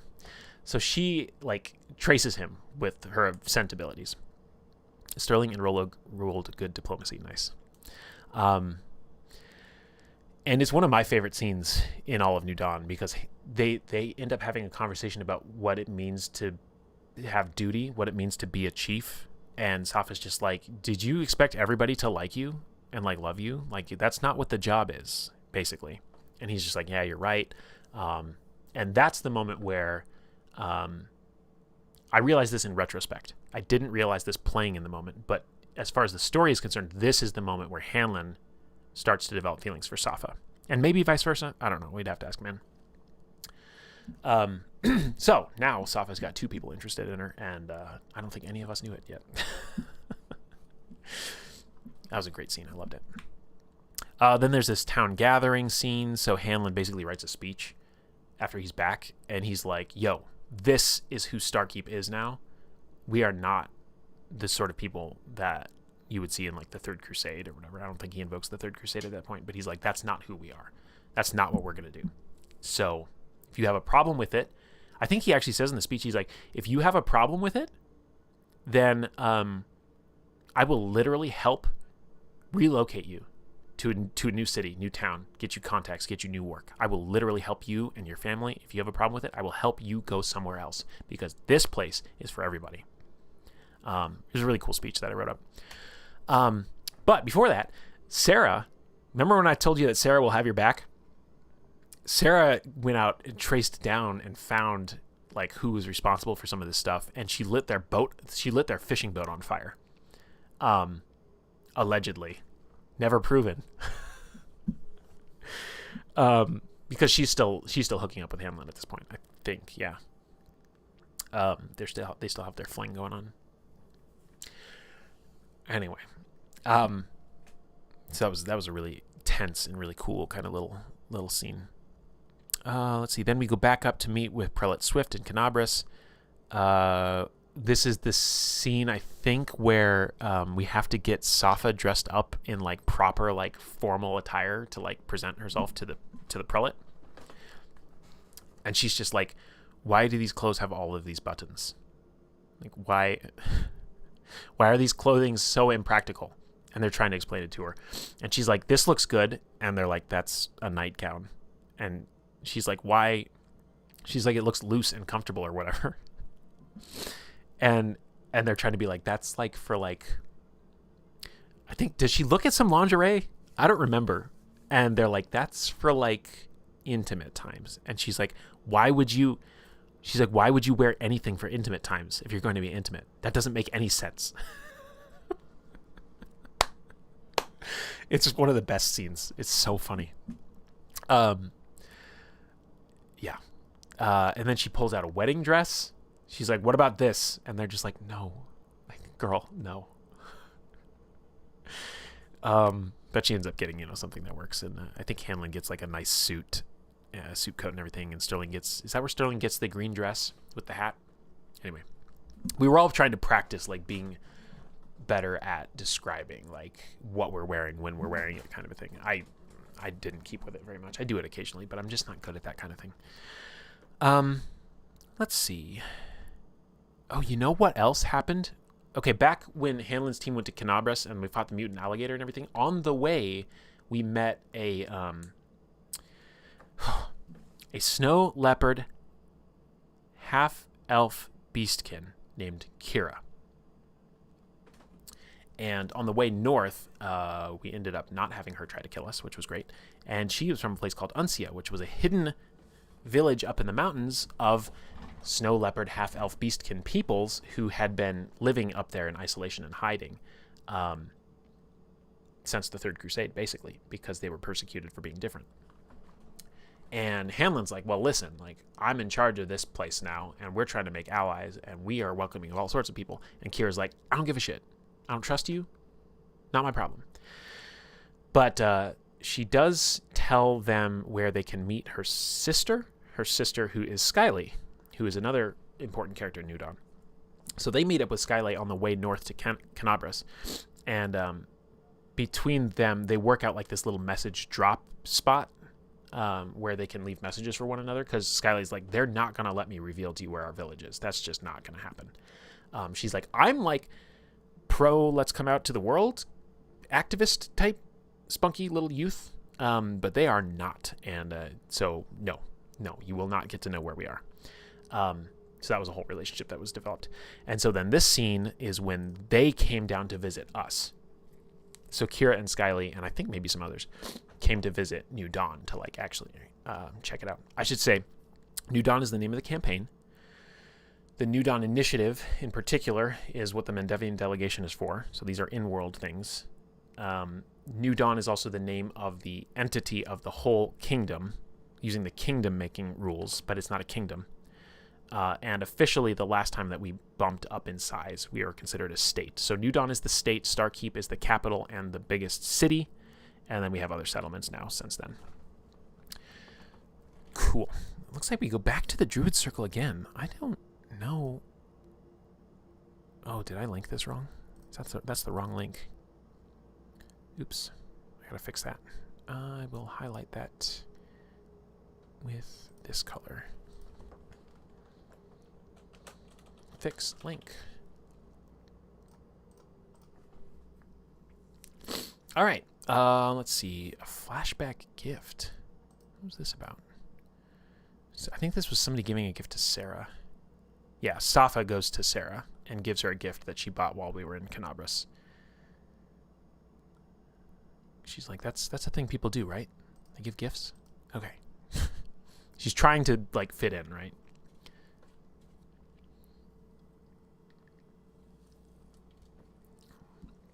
Oh, here we go. We're about to have elf problems, aren't we? Yeah, okay. So Sterling reached level 4 at some point in this whole mix and got to take another feat in her archetype, which was a psychic dedication. And so to represent that growing power, she had this scene where she accidentally used her psychic powers to like push over like one of her trainees. He was bullying, some of the other trainee kids or whatever. You can jump in Hippo and clear this all up. I don't know that I remember it all too well. But she's horrified. And it's like, why is this such a big deal? And because we're about to get some Sterling backstory. Sterling pushes this kid over, and she's terrified and horrified. And so she goes to Farron, and she's like, help me learn to control my magic, please. And so Farron's working with her to try and control. And then... yeah, training.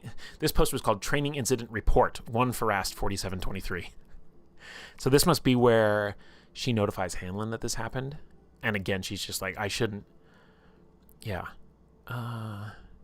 She comes into Hamlin's office. And she kind of tells him that this happened. And Hamlin's like, sounds like he wasn't hurt, so you're fine. Like, it's all good. And she's like, I'm expecting you to, like, punish me, reprimand me, take away my generalhood or whatever. Yeah, and Hamlin's not having it. And then he finally just goes like, Sterling, why are you so hard on yourself? She doesn't tell him the full truth yet.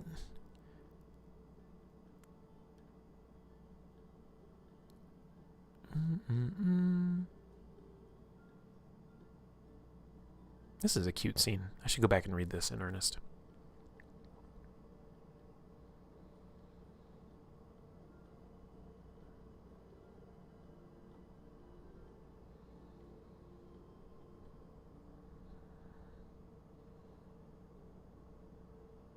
Cool. Yeah, it's cool at this point, New Dawn at this point had been running for 4.5 months total. So like Hippo and I had only known each other for 3.5 months as people, and it's like 4 years later. That's the power of role-playing, guys. Okay, Sterling and Safa continue to learn a language together and have all sorts of scenes growing closer. Yeah, it's definitely one of the many Sterling not carrying a lot of survivor's guilt for something we'll find out about soon. Okay, remember the demon? So, we're also going to kill Terralex here. This was a busy month for us. We got a lot of shit done. So there was a demon, a Lamashu. What's the possessive? Whatever. The adjective form of Lamashten. Shrine. And there was a Roru demon roaming the countryside. Hanlon's like, we got to go out there and start knocking these threats out. So let's go. And then he goes to we're legitimately as players scared. We're like, oh God, we could die. Was it the truth about her brother, or a different truth? That's very sad. I forgot his name.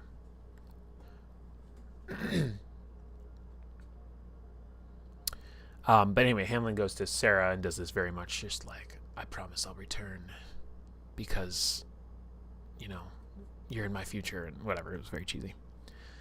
And she's just like, okay. Sounds good. Okay, let me go. I'll open the scene Hippo and see. Assuming that I linked everything correctly.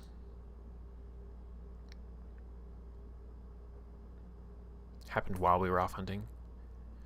Right, because... Right, yeah.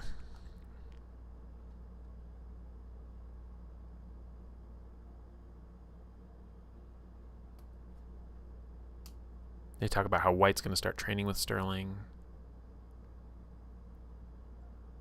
Yep, there you go. Backstory time. Ugh, so heartbreaking. Oh my God. Yep, there's my crying emoji I reacted with 3 years ago. Ugh.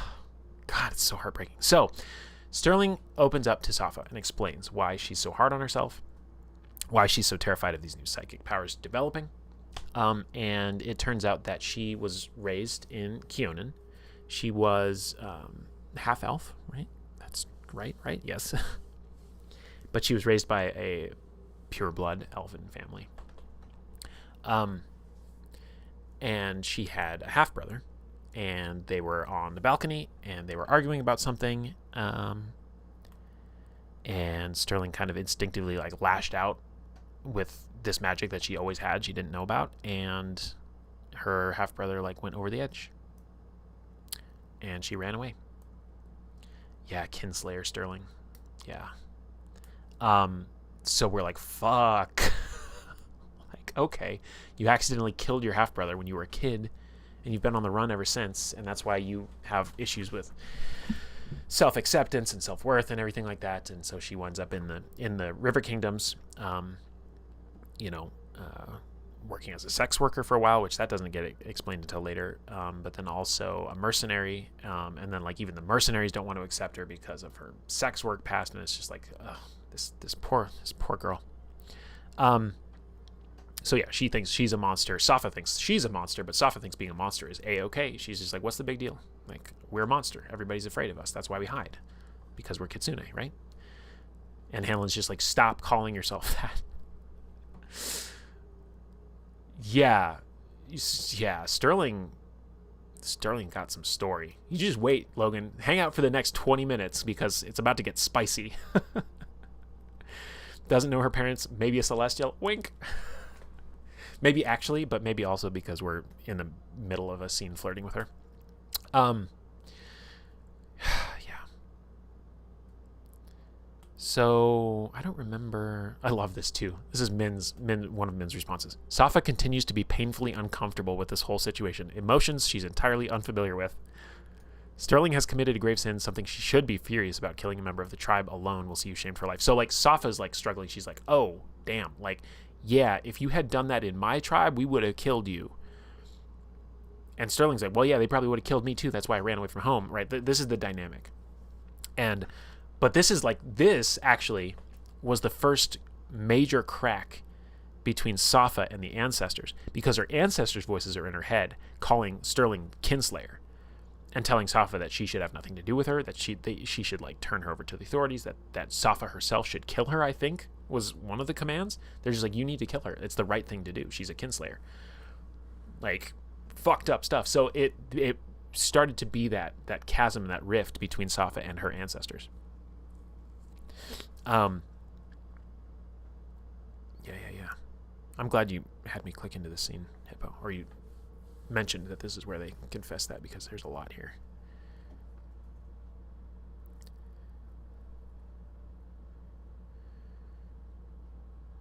Yeah, Young-Su is cursing at her. Xiong is even worse. Merely explained in an even tone that letting a kinslayer go free and unpunished was equal in offense. So the fact that, like, Safa let Sterling walk out of her house, her ancestors were just like, you're just as guilty now. You're complicit. You should have killed her on the spot. They were so mad they self-manifested and stabbed me. In this scene, did they? I do remember that. Okay, so then Sterling says, I left a note in Hanlon's office telling him to assemble the council so I can tell them the truth. Because we're out hunting the demon. So, we go out and hunt the demon. Hanlon gets the best rolls of his life and just railguns this thing into the ground. It was a beautiful, beautiful piece of role-playing game.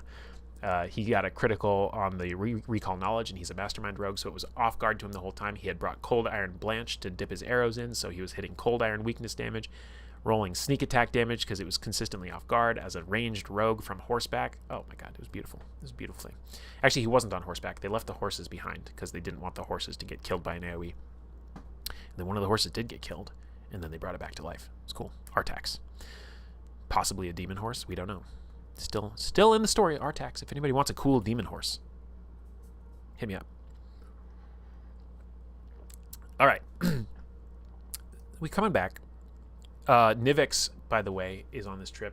We kill the demon. Nivix goes up to the Lamashtu shrine, and he uses his, like, explosive armor thing, and he basically just bear hugs it, and it explodes and destroys it. And that is where Groveton is built, on the ruins of that shrine, because we reclaimed it. So, fun fact. We're on our way back, and we run into some elves. And these elves are, like, being kind of sus. And they talk about how they're looking for this woman named Serene. And I think Hanlon knew that Serene was Sterling's real name at this point. So he's like, oh, fuck. I don't know why they're looking for her, but I don't like that they're looking for her. So there's this whole thing where, like, we were rolling stealth checks to try and, like, steal the warrant, whatever warrant elves use, like, out of their bag and try and find it. And it kind of works. So, like, we find out that they're looking to come and claim her for, like a manslaughter murder kind of type situation. And so we try and send them on a wild goose chase, but we failed enough rolls that they kind of knew that we knew, kind of, but, like, we were able to kind of get out of the situation. So we come back home, and Hanlon's like, where the fuck is Sterling? And then Sterling, does her whole, like, okay, council, this is who I am. I'm a monster. I'm just going to go with them. Since now I know that they're on the way to here to pick me up, I'm just going to go with them. It's time. Like, I've evaded this for 15 to 20 years. Like, the bill comes due. Thank you all for giving me a chance to be my best self, but, like, it's over for me. So thank you. Don't resist. Don't fight. Don't try and keep me here. Just let them take me. Did she? Okay, she might have. I thought maybe she hadn't, and that's why Hanlon had her go talk to Sarah, because he knew there was something up, but he still didn't know all about it. Anyway, then let's see, where's the? We must have done the trial in the public scene. So Rallendell, this elf, this elfin bounty hunter group, they roll up and they're just like, okay, so you did know who the fuck we were looking for. And Hamlin's like, yeah, well, guess what? You're in a sovereign like state of Mendev now. And I have my charter from the Chancellor Earhigh. And it tells me what I need to do to run this place. So we're going to have a trial. And we're going to do it here. Not in Kionin. We're going to do it here. So they do that. I think it happens a little bit later. Or maybe it happens right then and there. At this time, the very first New Dawn mission ever is run. I ran this to go kill the White Dragon Terralex. So there are 5, maybe there were 6. There are 5 characters that came out of Canabras, who were mercenaries that were made as characters just for this side mission. And they went in and they killed the White Dragon, which was a problem because that White Dragon was like the pet White Dragon of a hag coven. So they come up later, and they're not very happy that we killed their White Dragon pet. So the trial basically goes as follows. Hanlon's like, fuck off all the way. Go back to Kionin. Fuck you. You can't have my general because he's like, I have this piece of paper that says I'm delegated these authorities by Mendev. And I have this piece of paper, which is Sterling accepting her role as general of this place, which means she has duties to perform. And I do not release her from those duties. And then I felt kind of like a shit for this. I had him turn in the scene to look at Sterling, and as he's like delivering this like courtly monologue or whatever, he's just like, so unless she wants to like abandon her responsibilities, then she's staying. So he's forcing her to be like, oh yeah, Sterling, you want to go with them? You want to surrender and think that your life is over and that you're worthless and a monster? I'm going to make you realize that that's about abandoning your current responsibilities. And we'll see if you still feel that way. So they basically succeed in telling them to fuck all the way off. And it was delicious. It was so good. I think we did a victory point system, and we actually had to earn the victory points to get them to not take Sterling. It was so good. And then Hanlon's like, bye, have a good time in Kionin. And so they're leaving. And he's like, Sterling, you're going to live with Sarah for the next several days. And she's like, what? And he's like, you're not living alone. Not while they're still around. Like until they go out there, and then I'm going to go ride out there with my horse, and I'm going to make sure they actually are leaving. Like tomorrow. Make sure that I can actually track them and make sure they actually left. He's like, until then, you're not living alone. So he's just like, go live with Sarah. Go live with my current girlfriend or whatever. So good. So good. Okay. There's more Safa and Sterling talk, which I'm sure is delicious roleplay. You guys, any of you that have access to New Dawn, if you go into the Sacred Timeline tab, all of these posts are linked if you want to go back and read any of them. They're all linked. You're looking at it on the little corner of the screen right now. This is a live document. They're all linked. It's great. Let's see. We kind of fell behind, which happens in play-by-post, and then we did this big catch-up post where I was like, let's all just talk about what we've done this month. And then we move on. We do some more stuff with the Wardstone. I don't remember particularly what or why. And then we get to what I think is the end of the first arc of New Dawn.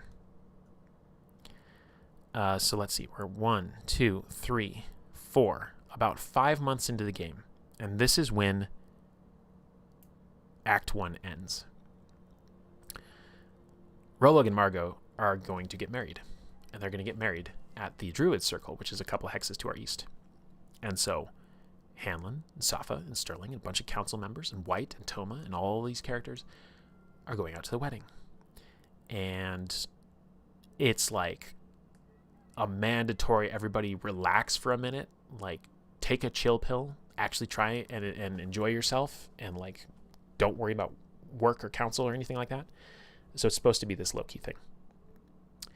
And so there's camping scenes, and there's a lot of conversations, and it's really great. And, you know, they're getting ready for this wedding, and Hanlon's thinking about marriage and love and all this stuff. And he pulls Sarah to the side. You know what? Actually, no. He's talking to Safa and Sterling about this relationship he has with Sarah. And he's like, I think I want more, and I think she likes me, right? Like, and I think Safa is just like, this is hilarious, because Safa is just like very terse, and she's just like, avoids eye contact, is like, you should tell her how you feel. And Hanlon's like, okay, maybe. Whatever. But that was really interesting because the way that Min wrote it, I was like, Safa seems upset that Hanlon is in this relationship with Sarah. And I was like, I don't know if I'm picking that up right or not, but like, whatever.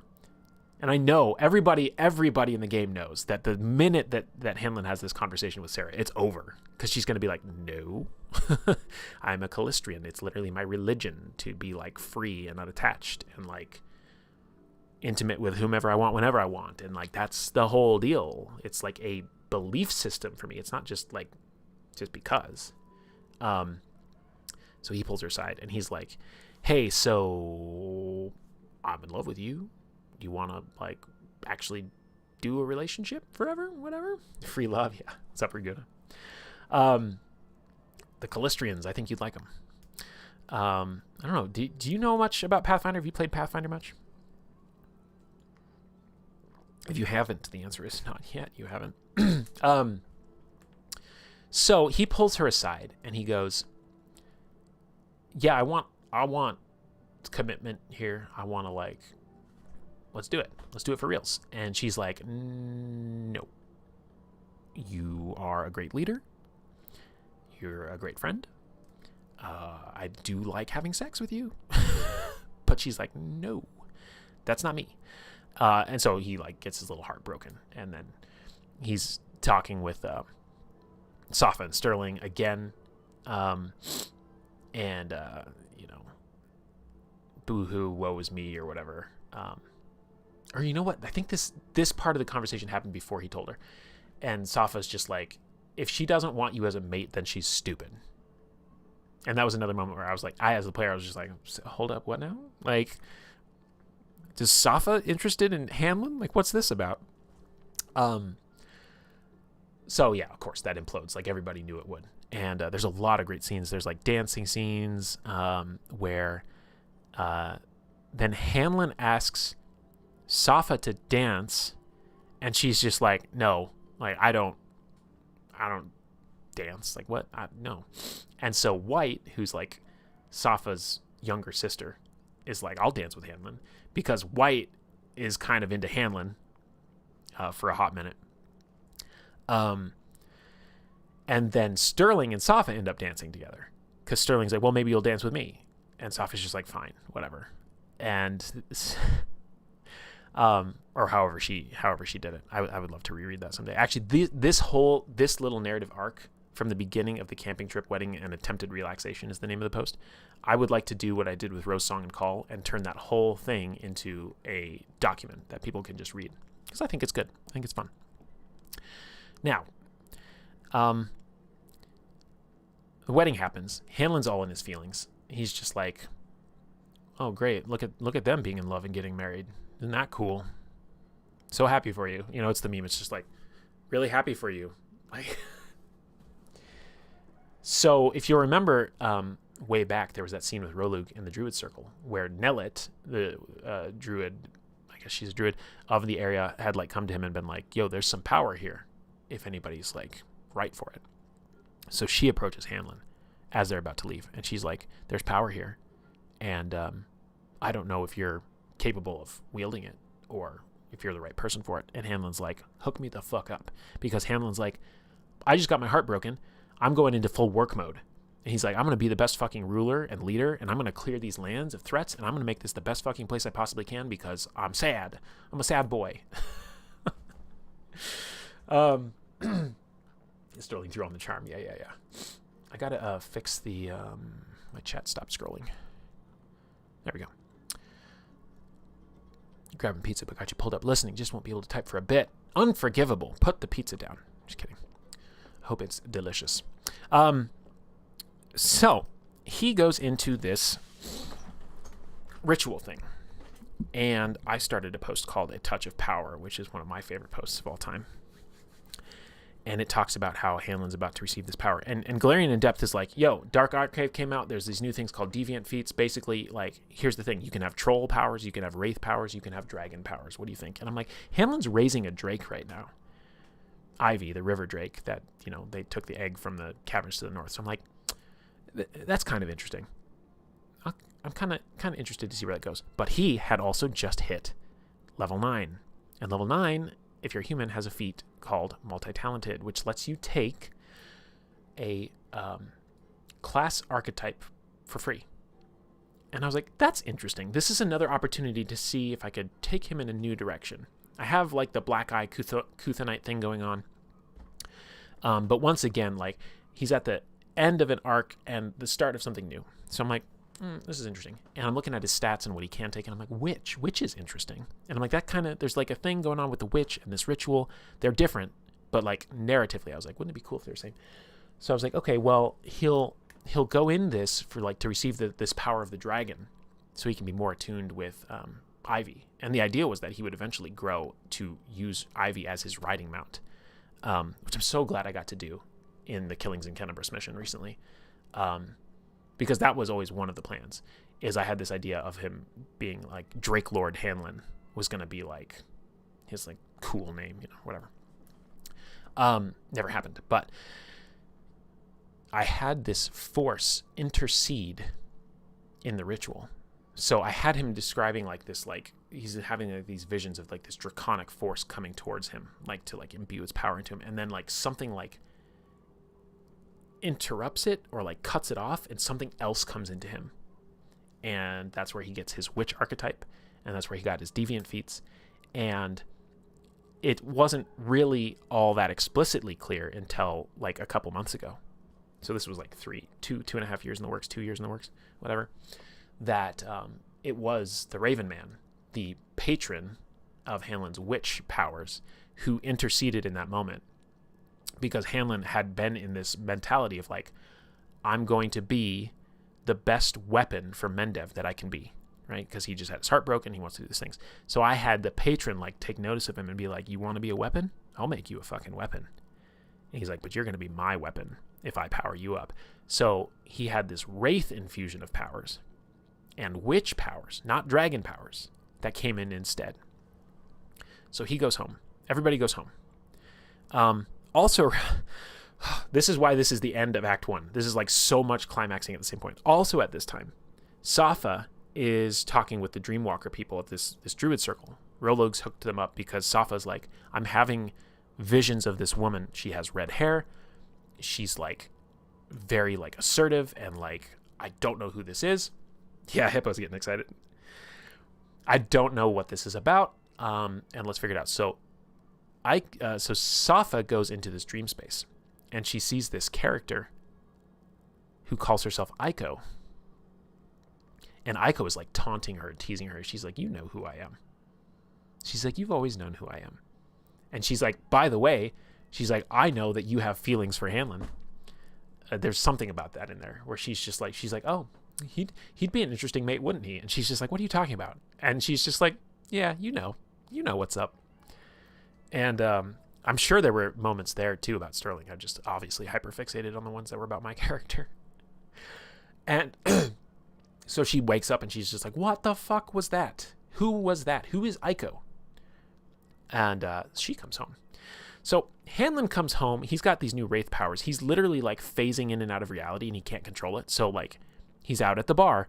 He's drinking a glass of wine. The wine phases through his hand and shatters on the ground. And he's just like, did I drop it? Like, what's happening? He can't sleep at night. He's plagued by nightmares. And eventually, like, I think Nivix like takes him out of the bar, and he's like, dude, what is going on with you? And he's just like, I don't know. And he's like, also, this raven's been following me, which is his familiar, but he doesn't know it yet. So Nivix actually sets up a trap with his drakes to kill the raven. So he kills Hanlon's raven familiar, but it's a familiar, so it comes back the next day. But it doesn't come back to Hanlon because the raven familiar, who's later takes the name Clips, is so over all of this, so frustrated, that he goes up to the north. He goes up to Kennebrus, and he goes to find a witch named Orin, who is somebody that Hanlon knows. And this bird goes to find Orin to hopefully bring her down to Star Keep so that she can explain to him, like, hey, you're a witch now. That's what's going on. So, like, Hanlon gets, like, this week of peace from, like, the nightmares and the ravens and everything like that. Yeah, Orin's great. Orin's so great. So he has this peaceful week, and he thinks, oh, it's because Nivix killed the Raven. Like, thank you, buddy. Like, thanks. And it's not because the familiar takes a week to come back, like any other familiar, because he is a witch. It should come back the next day, and it did. It just flew north, and it was like, fuck this guy. He's not getting it. Around the same time, there's a woman walking around town with red hair, very, like, assertive. She's going around calling herself Aiko. And I think Hanlon and Sterling get keyed onto this, and they're like, "What? Who the hell is this? What's going on?" She's like looking in the windows of, is it Margot's shop, or was she looking in the windows of Safa's shop? Because Safa, it couldn't have been Safa's shop yet. So anyway, they're kind of like having this whole situation with this woman named Aiko. And then I don't remember exactly how they find out or what, but she's being like super heavy flirting. She's like grabbing Hanlon's arm and like leaning into him and like all this stuff. And he's just like, I don't know you. And then they find out at some point, I'll have to reread this because this is so good. They find out at some point that Aiko is Safa and Safa is Aiko. And Aiko is the suppressed original persona of Safa that got basically written over because the ancestors offered young Aiko this ritual when she was very young. They're like, hey, you're now the leader of the tribe. You're a child. You're 13 years old or whatever, but you have to watch over these two Kitsune kits, and you're in charge until somebody comes back. Well, nobody ever came back. So they're like, this is going to be really hard on you. If you want, we can just like suppress all your emotions, and we can like make you into like this like downplayed version of yourself, this very duty driven, like the ancestors, the tribe, the Hoshi, the laws of the tribe, like that's going to be your most important thing. You want to do that? And young Aiko, poor thing, is just like, yeah, help. So they do this ritual to like overwrite her personality, basically. There's all this dynamic. Min is a master crafter of like making all these like little rules and things, because basically he's a huge anime nerd, and you can tell him I said so. So Aiko has started to break free, and partly because of Sterling, I think mostly, and the Kinslayer stuff, and Safa realizing the ancestors might not have all the answers, and so Aiko gets like a stronger hold in her mind. We love Min. All my homies love Min. So Aiko starts to crack through, and she's like taking over Safa's body now and then. And they're like, okay, what are we going to do about this? Safa is a counselor of New Dawn. Aiko is not, and should not be. She's way too wild for that. So there's this whole dynamic going on there. Meanwhile, Hanlon is, I think it was mostly the ritual. Which ritual? Oh, the Dreamwalker thing, where they kind of like let her free. I think is, yeah. So Hanlon, meanwhile, is dealing with the fact that, that he's like phasing through stuff, and he's getting nightmares, and he's waking up, and he's like vomiting, but he's vomiting nothing. Like, he's just empty stomach, like whatever. You know, things keep phasing through his hands, and he can't figure it out. And the bird comes back, the nightmares come back, and he's like, I'm so fucking done with this. And so he goes to Safa, and he's like, you said that you would help me with this if I needed your help.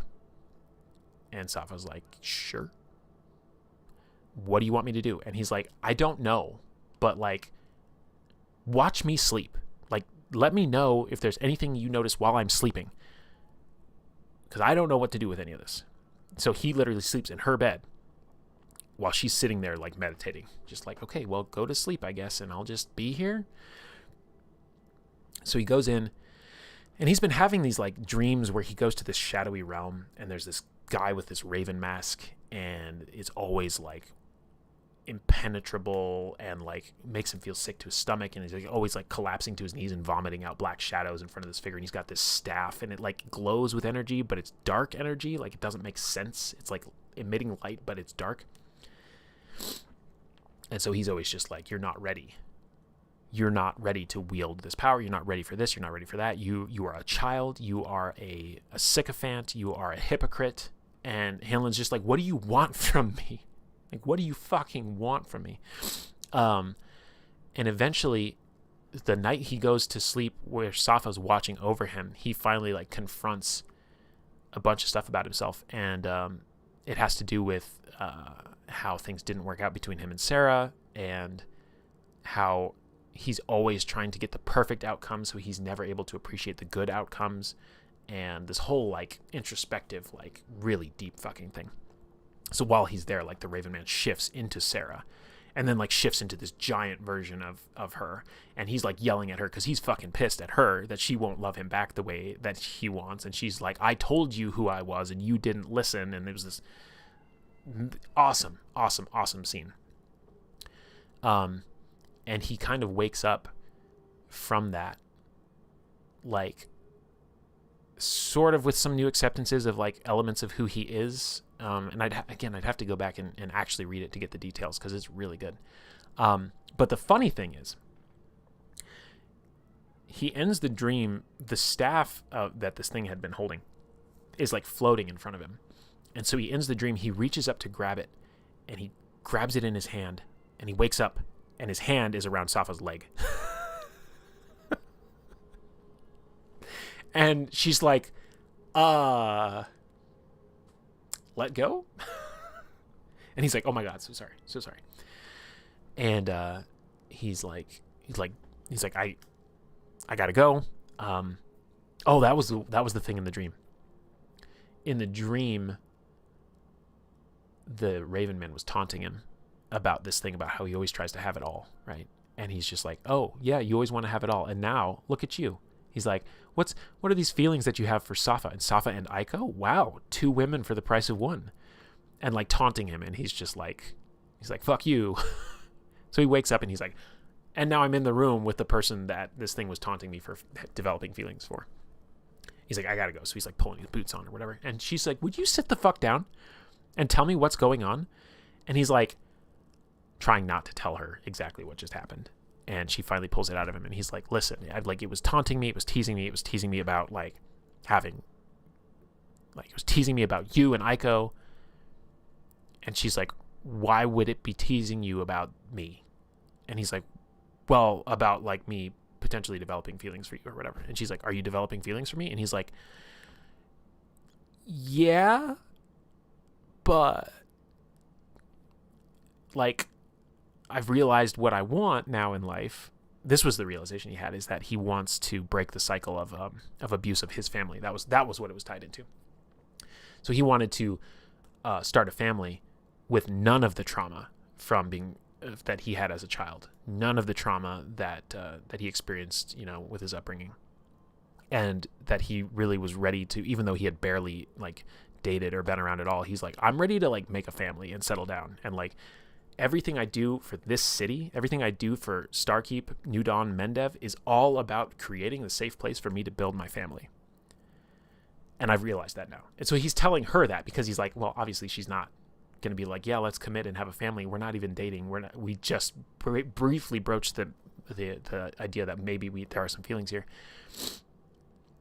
And I think in this scene, Min was like rolling dice to see if and when she would switch from Safa to Aiko, because they're obviously very different sides of the same character. Safa's very much like rigid, like, no, things need to be the way they need to be.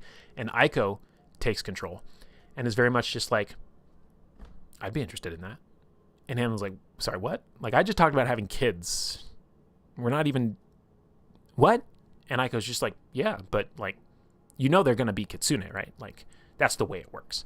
Like, you're gonna have furry babies. And he's just like, slow down. Like, slow all the way the fuck down. And so there's another moment that Min rolls to see if Aiko switches back to Safa. And he's doing it like when there's moments of like tension, to see, because they're battling for each other.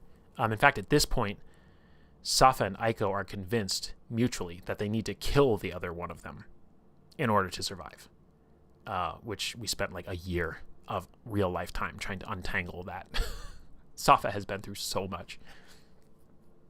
because they were actively opposed to each other and trying to, like, Aiko wanted to eradicate Safa from her brain, her personality, so that it was just her, and vice versa. So Min does a roll, switches back to Safa, and Safa's like, I know how she is. I know what she probably told you, but we can't do this. And Hanlon's like, oh, yeah. Yeah. Like, of course we can't. Like, a silly thing to think. Or, yeah, of course, no. Right. Because we're counselors, and yeah, it would never work. And Safa's just like, yeah, it would never work. And so Hanlon's like, yeah, cool. Well, I'm here if you ever need me. And what he was trying to say was, I'm here if that changes. Like, I'm waiting for you.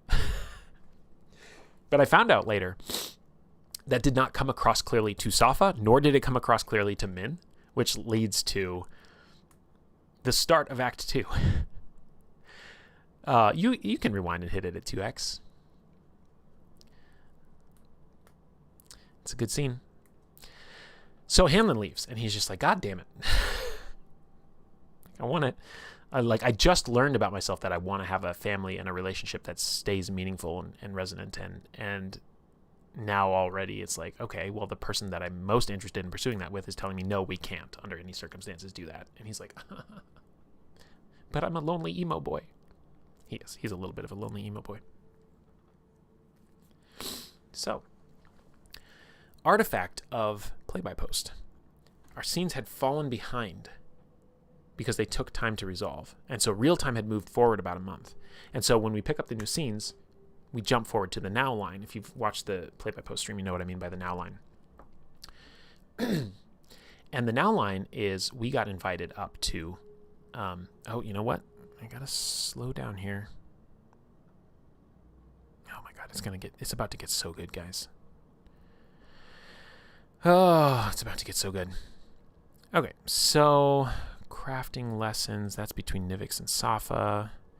Flash Flood, Shepherd of the Sellen. This is when I introduced a new character called Flash Flood. I was inspired by the way that Min played Safa with all of this rich Kitsune culture and history, and I was like, what else would be fun to try to get myself out of, like, just another human? So I was like, I'm going to make a Leshy character. I'm going to make a Leshy character. They're the protector of the river. They're very cool. They go into more interesting stuff later, in fact, because at the start, they're just a very stoic, like, protector of nature. There was a mission here that happens where the Deathhawks, run by Jewel at this point, although I think Jewel might have been assassinated at this point, and Talia may have been leader. Talia was not leader yet. Talia was a character that was being played by Gid in this mission. And so they were coming to Starkeep for help, and the mission didn't finish. So it kind of got, like, left hanging as this empty thread. But there was a scene where Flash Flood was there. And Talia was, like, running out of the woods from all these demons that were chasing her. And Flash Flood's like, oh, shit. Like, I'm all about fighting demons. That's what I've been doing for 40 years, patrolling this river. So Flash Flood gets up in the business, and, like, they kill the demons. And then, yay. I decided at some point as well that Flash Flood as a Leshy vessel. Leshies are vessels for nature spirits in Pathfinder Galarian. So the spirit has many lives, and they don't all, I would say more often than not, they don't remember their past lives. But a druid has to make a vessel, and that's what a Leshy is. A druid literally makes them, and then the spirit can come down into that body. And so they could appear anywhere in the world. They can live lives across all over the place. So, but I decided at one point that Flash Flood was actually going to be made by Rolug's father. So Flash Flood, later on Maple, and Rolug are siblings. She thinks of them as siblings because they have the same father, right? So they find that out later. It's kind of fun. Jewel was fine at that point? Yeah, okay. Right, because she didn't die until the whole Zelmistria Kessla stuff came up. Kessla's another hell of a story. Good lord.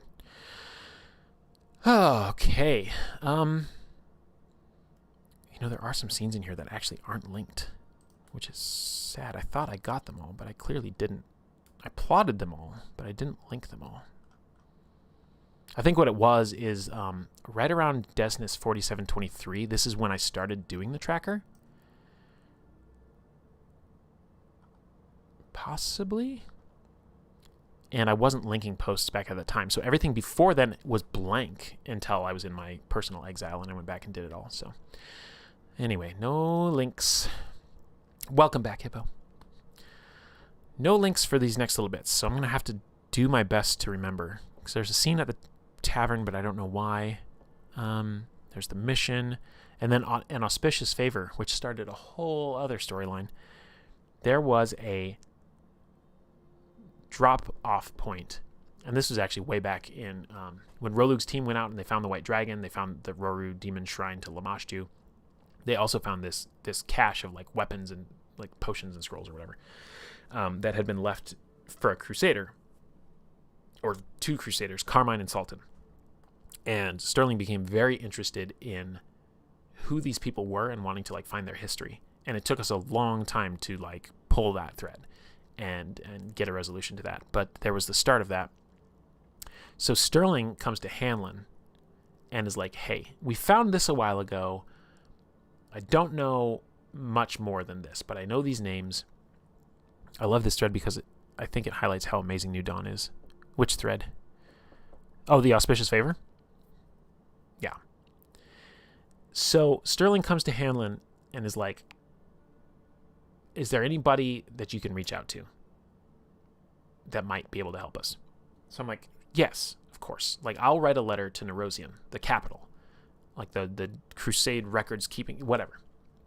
Yeah, the mace, yeah.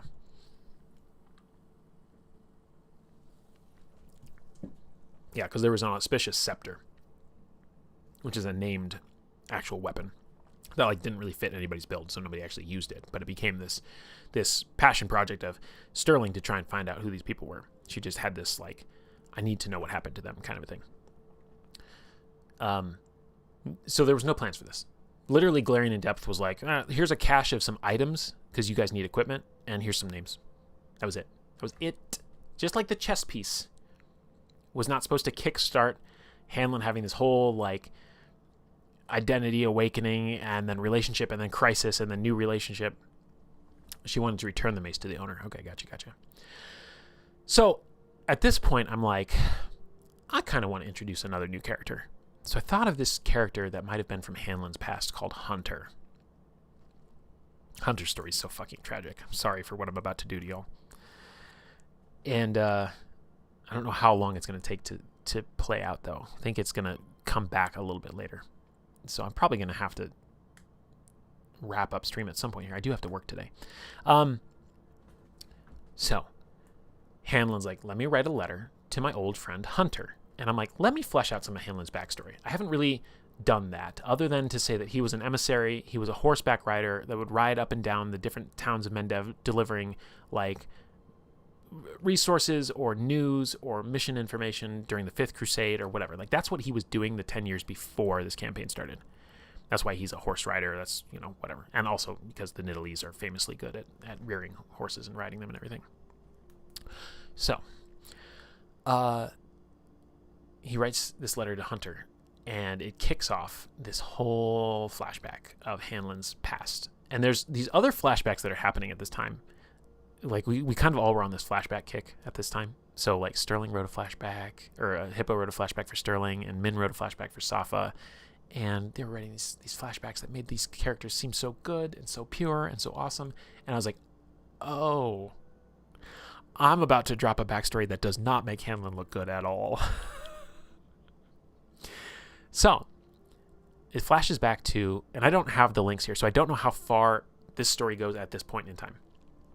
It flashes back to Hanlon with his best friend Hunter, who are both attendees of the Nerosian Academy for Support Specialists, which is what I called it. It's basically Rogue College. It's like, here's how you deactivate traps. Here's how you go into a tomb. Like, these are the procedures for doing this. This is how you sneak around. This is how, whatever. It's Rogue School, because there's like an interest in Erosian of like securing artifacts and all this stuff, and like eventually if they ever do seal the world wound, ta-da, to have people who can go out there and like get in and out of places properly. So they're in rogue school, and a flashback to their ceremony or whatever. They have to go through these trials, and it's kind of like this Hunger Games trial thing where it's like this simulation, right? There's like people watching from like the stands of the sides as they're like going through these obstacle courses and like disabling traps and dodging fireballs and like dart traps and whatever. So there's this scene between the two of them where Hanlon is like, they're like towards the end. Like if there's stages to this thing, let's say there's 10 stages. They're on like stage 7. And Hunter's got shot through the leg with like a arrow trap. And they're leading the pack. The deal is like the first 10 people to finish are the ones who get assigned out into Mendev. And the other ones have to like either repeat the year or like whatever. Like, I just made this up for drama purposes. So Hanlon's there. There's maybe like 3 people ahead of him. And Hanlon's like anxiously looking around. And he's just like, buddy, you're good, right? Like, you can make it. And Hunter's just like excited. He's like, we're both going to make it. We're both going to get assigned. This is amazing. I just need a minute to rest. And Hanlon's like, you can do this on your own though, right? And Hunter's like, yeah, but like, we're not going to do this together. And Hanlon's like, oh, I just want to try and place higher, get a higher placement. And Hunter's like, there's no benefit if you place 4th or 7th or 10th. It's no difference. You know that, right? And Hanlon's like, yeah, but like, you're good, right? And this also happens right around the time that Hunter confesses, sort of, pretty overtly, that he has feelings for Hanlon. So Hunter and Hanlon best friends, but Hunter was in love with Hanlon.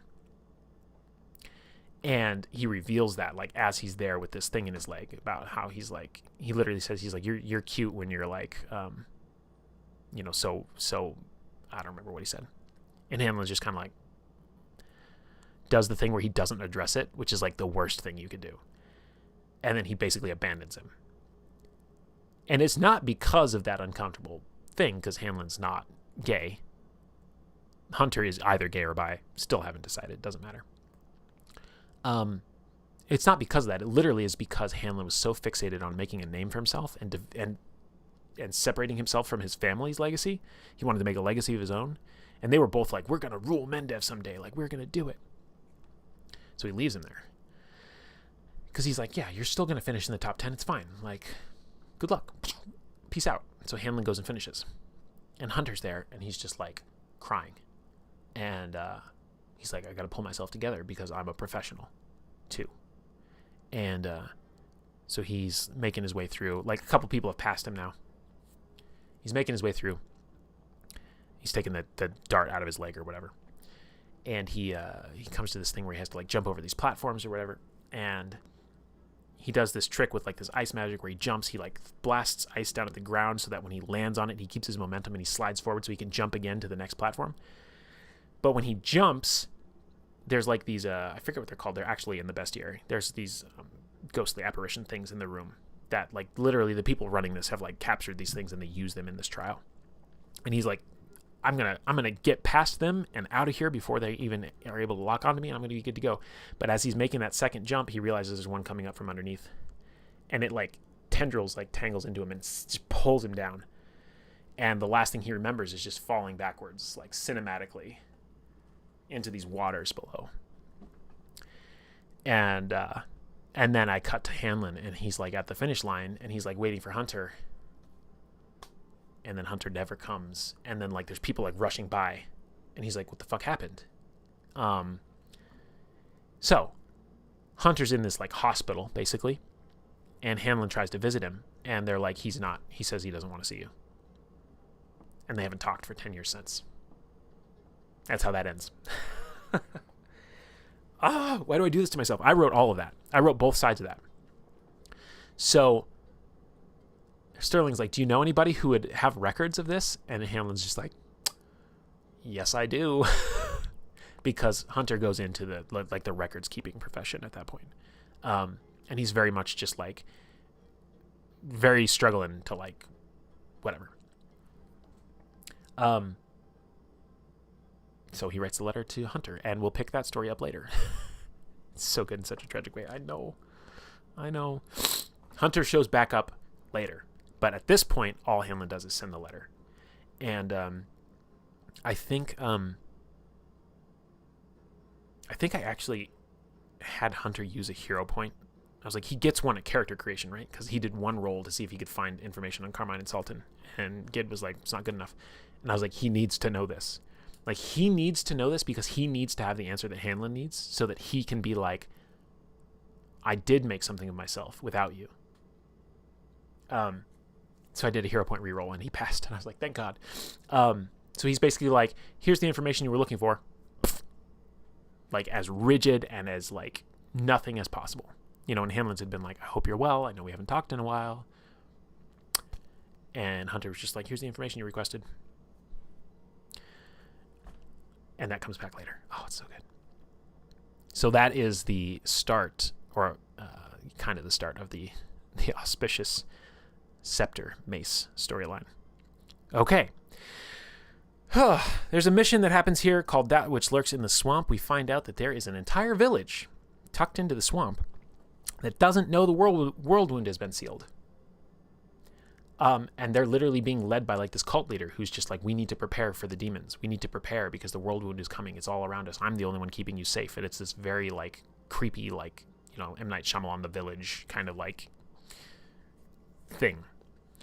And it turns out that he is trying to prepare them all for a ritual to summon a demon himself, because he's some sort of creature. He's not actually human. He's some sort of creature that like wants to summon demons. So he wants to like sacrifice everybody in his village,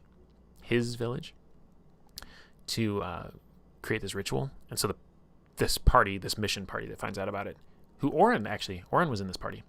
Oren, the goblin witch who showed up to help Hanlon and figure out that he's a witch and like tell him that like maybe he should get some help with his nightmares. She's in this mission. And we figure all this stuff out, and it's like it's complicated, and we're trying to find the truth of the matter, what the truth of the matter is. And there's this witch person. I don't know if she's an actual witch class, but she's like a witchy type person. And she's up to something. We're trying to figure out what that is. And there's this big ceremonial thing, this big community stew pot in the center, and everybody's going to eat this stew, and it's going to be great. She's trying to poison it so that she kills everybody so that he can't use them to summon the demons. So we're like, oh, great. Like, great. We need to not have her kill everybody, and we need to not have him have his ritual go off. I don't really remember even how it ended. But it did end happily, and that became one of the settlements of New Dawn, the state of New Dawn, Fenn's Pride. In fact, I think this was our second settlement before even Groveton was built. So Fenn's Pride is the place to the south of us in the swamps. And we got to be the ones who were like, guys, the world wound was sealed 5 years ago, 6 years ago at this point, I think. And like some people didn't believe it. Some people did. And they were like, what? So then they were able to come out, and they're like, holy shit. Like, we were kept in this town by this demagogue who convinced us that the world wound hadn't been sealed. Anyway, that happens. Then we get invited. Oh, Hippo. Hang on to your hat, Hippo. We get invited to Stardust Festival. If I were a terrible person, I would cliffhang you with that right now. But I'm not. I think I'll go long enough to tell the Stardust story. And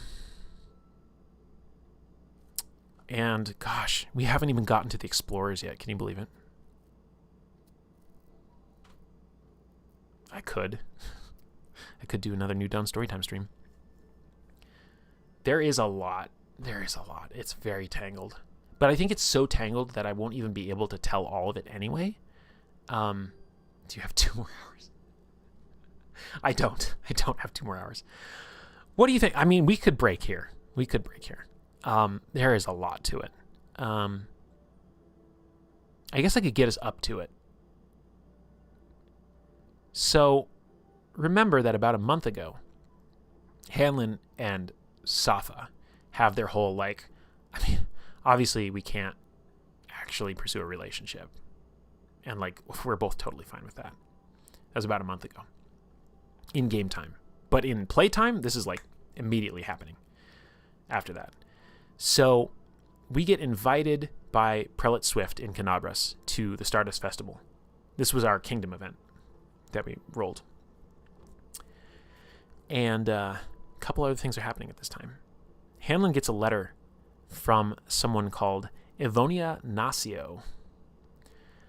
And what's her other name? Lady Smoke is what she goes by. And she is a high-level swashbuckler from Nidal who is basically here to take Nivix back to Nidal.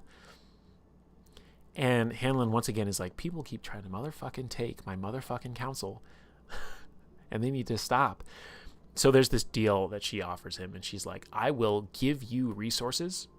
I will make sure that the Shadow Court in Nidal gives New Dawn resources. And I will help you with things and whatever.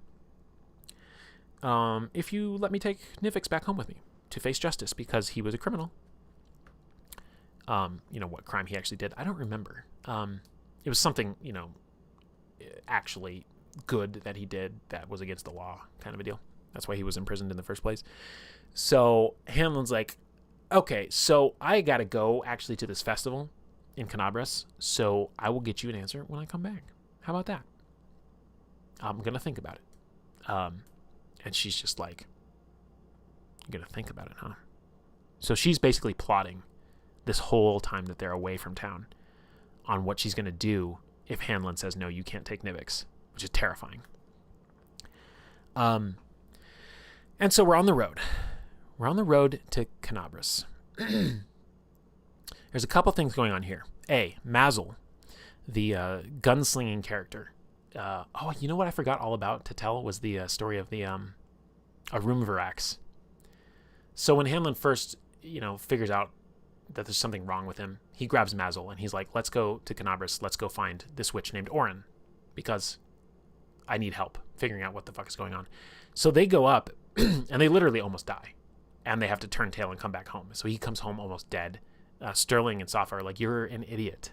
Like, why did you leave without telling anybody? And he's like, I told Mazel. He came with me. But yeah, that was the whole thing.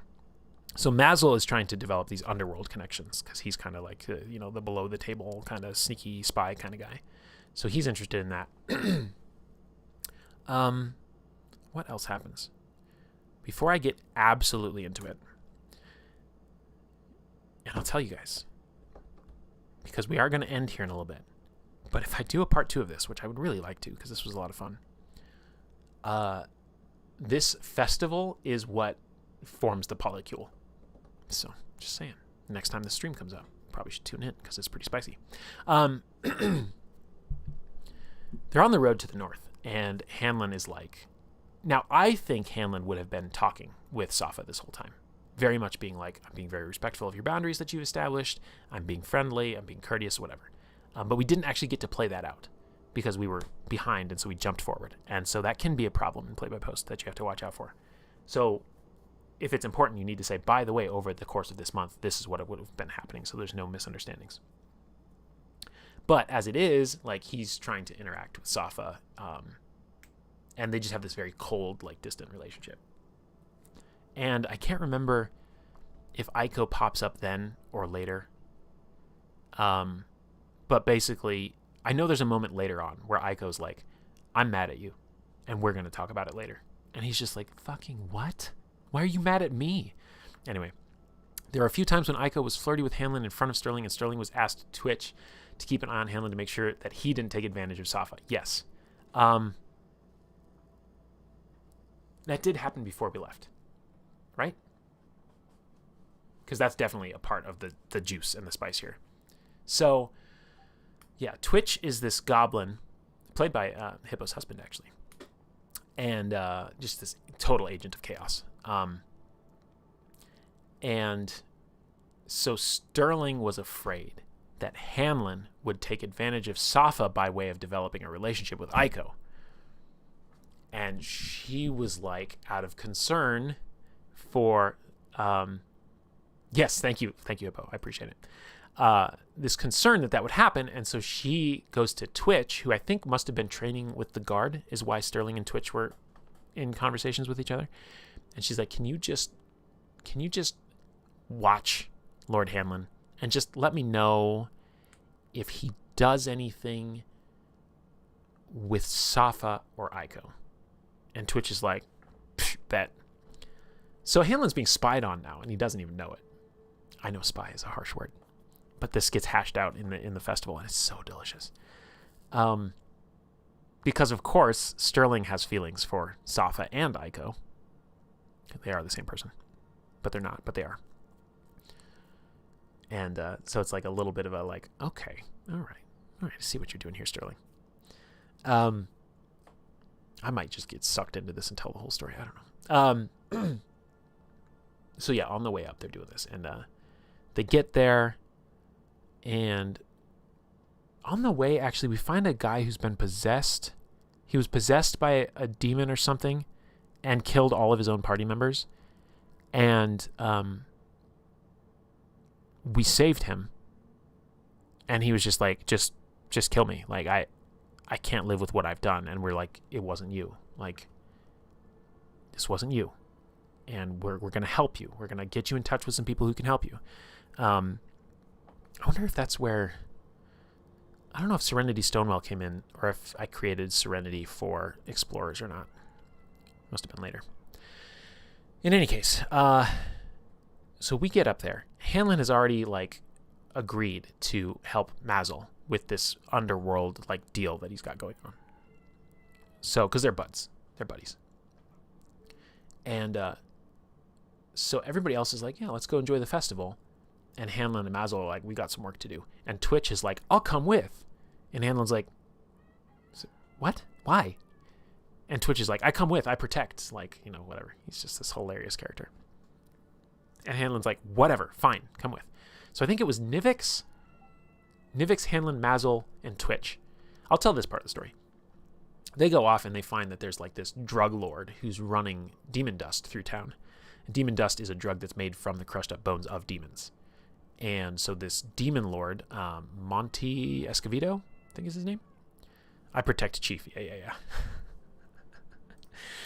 Good old Twitch. So we get caught in this whole thing where we're doing this drug bust, basically, because we're trying to help out some of Mazel's other underworld contacts, and we know this drug thing is going on. So we end up in this whole snafu. Twitch is like a wild-ass barbarian goblin-type goblin. And we take these guys out, and we're trying to do non-lethal damage, and he crushes their head with a hammer. And we're just like, whoa! Like, whoa! And so we're like, oh my god, this has gotten way out of hand.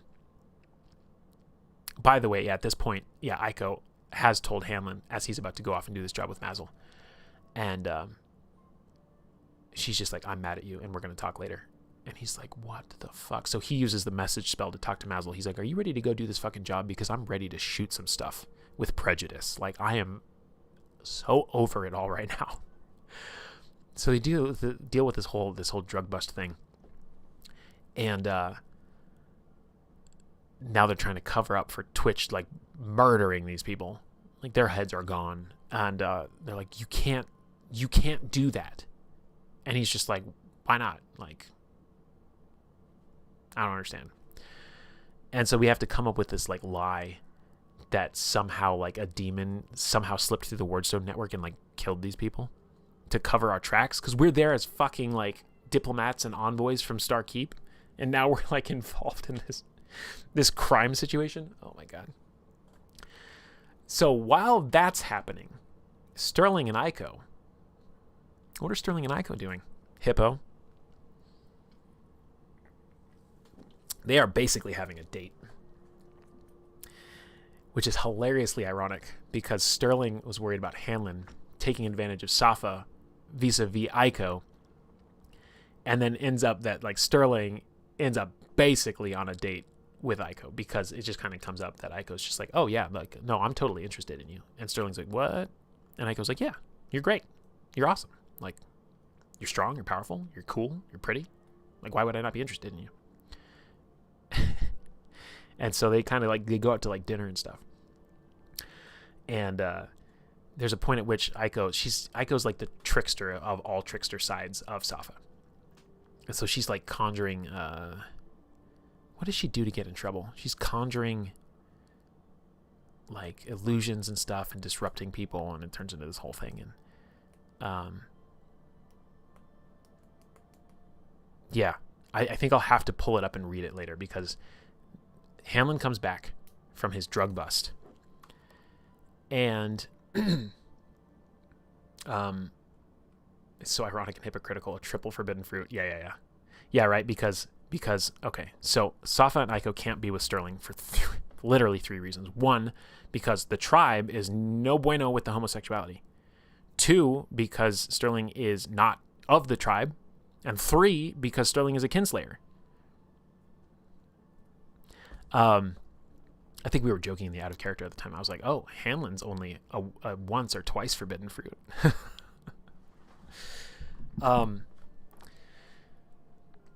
But yeah, there is I'll have to read it to get the order of this right, because it really starts to matter about how this conversation comes up. But there's a scene coming up that I love with all of my heart, where Hanlon pulls Sterling aside, because it comes out, Hanlon figures out that Twitch has been watching him because General Sterling asked him to, and he's like, why? So he ends up grabbing Sterling off to the side, and he's just like, so you're having Twitch spy on me? You got anything you want to say? But again, I'll have to reread this and get the order right, because it's that critical, and it turns into a hilarious and amazing thing. That's the Stardust Festival.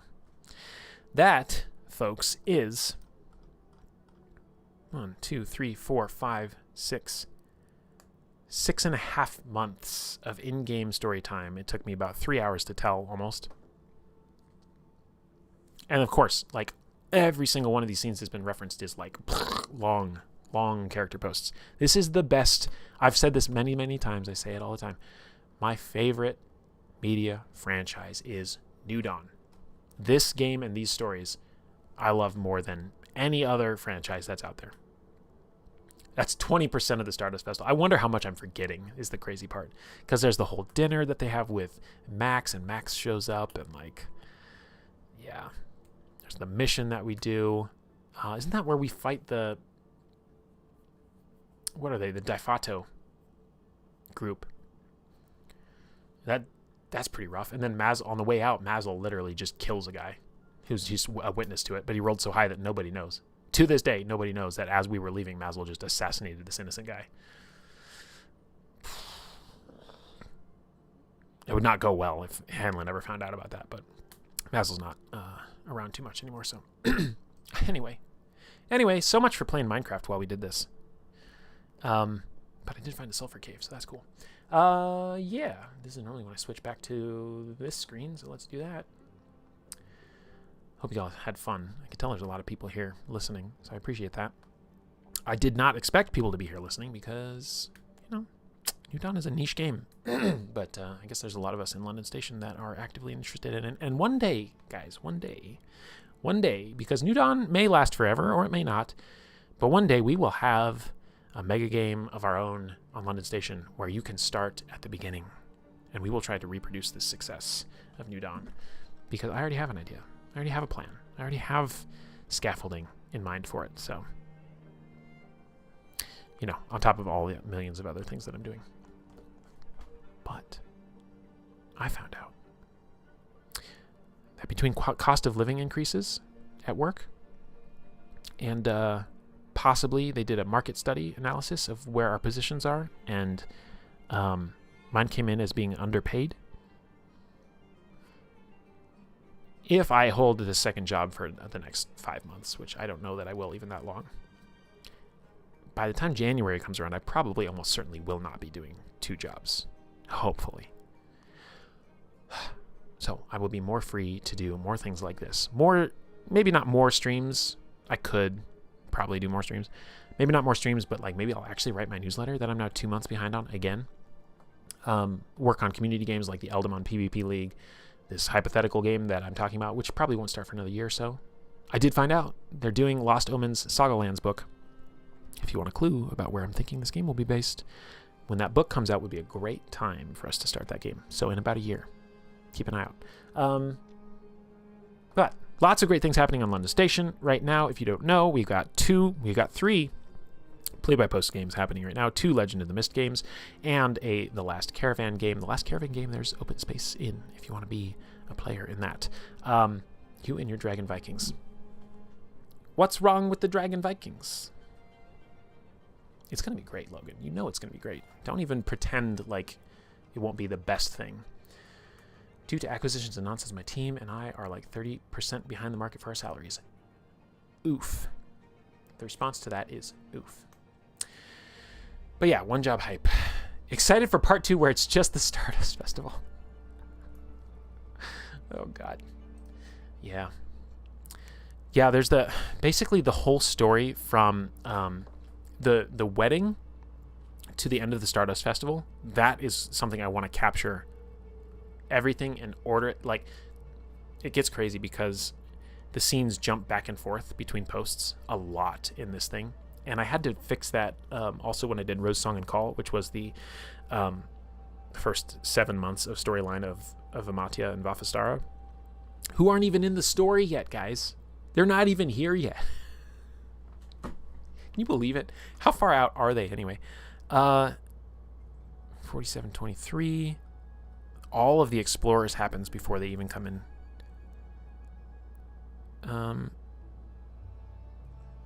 Yeah, we're still a year out from Vafi even being introduced as a character. And she is potentially, see what happens, she's potentially the next ruler of Starkeep. Just saying. Just saying. Because Hamlin thinks she can do the job. So, boy, yep. There's a lot here. Azravaxis must die. God, we haven't even talked about Azravaxis. Eternal Winter Falls. We've got the Nerosian games.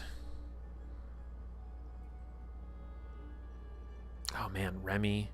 And what was his name? What was Setcho's kineticist called? I forget that guy's name. Griffin. Here, he's right here. Yeah. Griffin, who's going to potentially turn into a villain. Because he accidentally burned down the tavern. Had a lot of guilt about it. Birthday parties. Boy. The Nerosian Envoy. I wonder what that scene even was. So yeah. Hope you guys had fun listening to Storytime. It's a great game with a lot of great players. As you can imagine, you can't just make something like this without great players. But it's probably another 3-hour stream before we even get to kind of the modern New Dawn. I think I kind of reasoned that like Eternal Winter Falls. Oh my God, Endless Dawn. Endless Dawn, not even once. All right, I'm rambling. I'm super rambling. But again, I hope you guys had a good time. Thanks for hanging out. Let's see if I want to go visit any of my friends over in Twitch first. The Envoy wanted to make you an Amate Temple. Oh, that guy. Yeah. You are 100% right. Let's see. I'm going to check and see what Hime's doing before I raid in, because sometimes they go on break. Are they doing something crafty? They're doing something crafty and or RPG-like. So anyway, Hime, friend of the channel in the London Station Discord as well. And they do all sorts of cool stuff. We're going to go head over there. If you'd be so kind to join along with me, and you can just pop in and say hi, paste this message in there, and then you can leave. That's okay. They don't expect people to stick around. It's a Twitch thing. It's called the Raid and Run. So if you'd be so kind to copy that message, I'm going to go head over there and wrap up the end of my stream as I get ready for work today. I will be done with work. I'm not closing today. It's weird. So I have like a 2 to 6 p.m. shift. So I'll be around tonight. I know sometimes some of us play PSO and stuff on Saturday nights, but I don't know. Maybe I'll just catch up on Play by Post. With that said, love you all so much. We'll do this again sometime. We've got to. And I hope you have a great rest of your Saturday? Yeah, it's Saturday. And a great rest of your weekend. I'm going to be... Oh, guys, I'm not streaming tomorrow. I'm not streaming tomorrow because I'm going to my city's local Pride event. So I will not be streaming. Anyway, love you so much. Have a great rest of your day. And come over and visit Hime with me if you'd be so kind. Love you. And we'll see you again on London Station. Bye.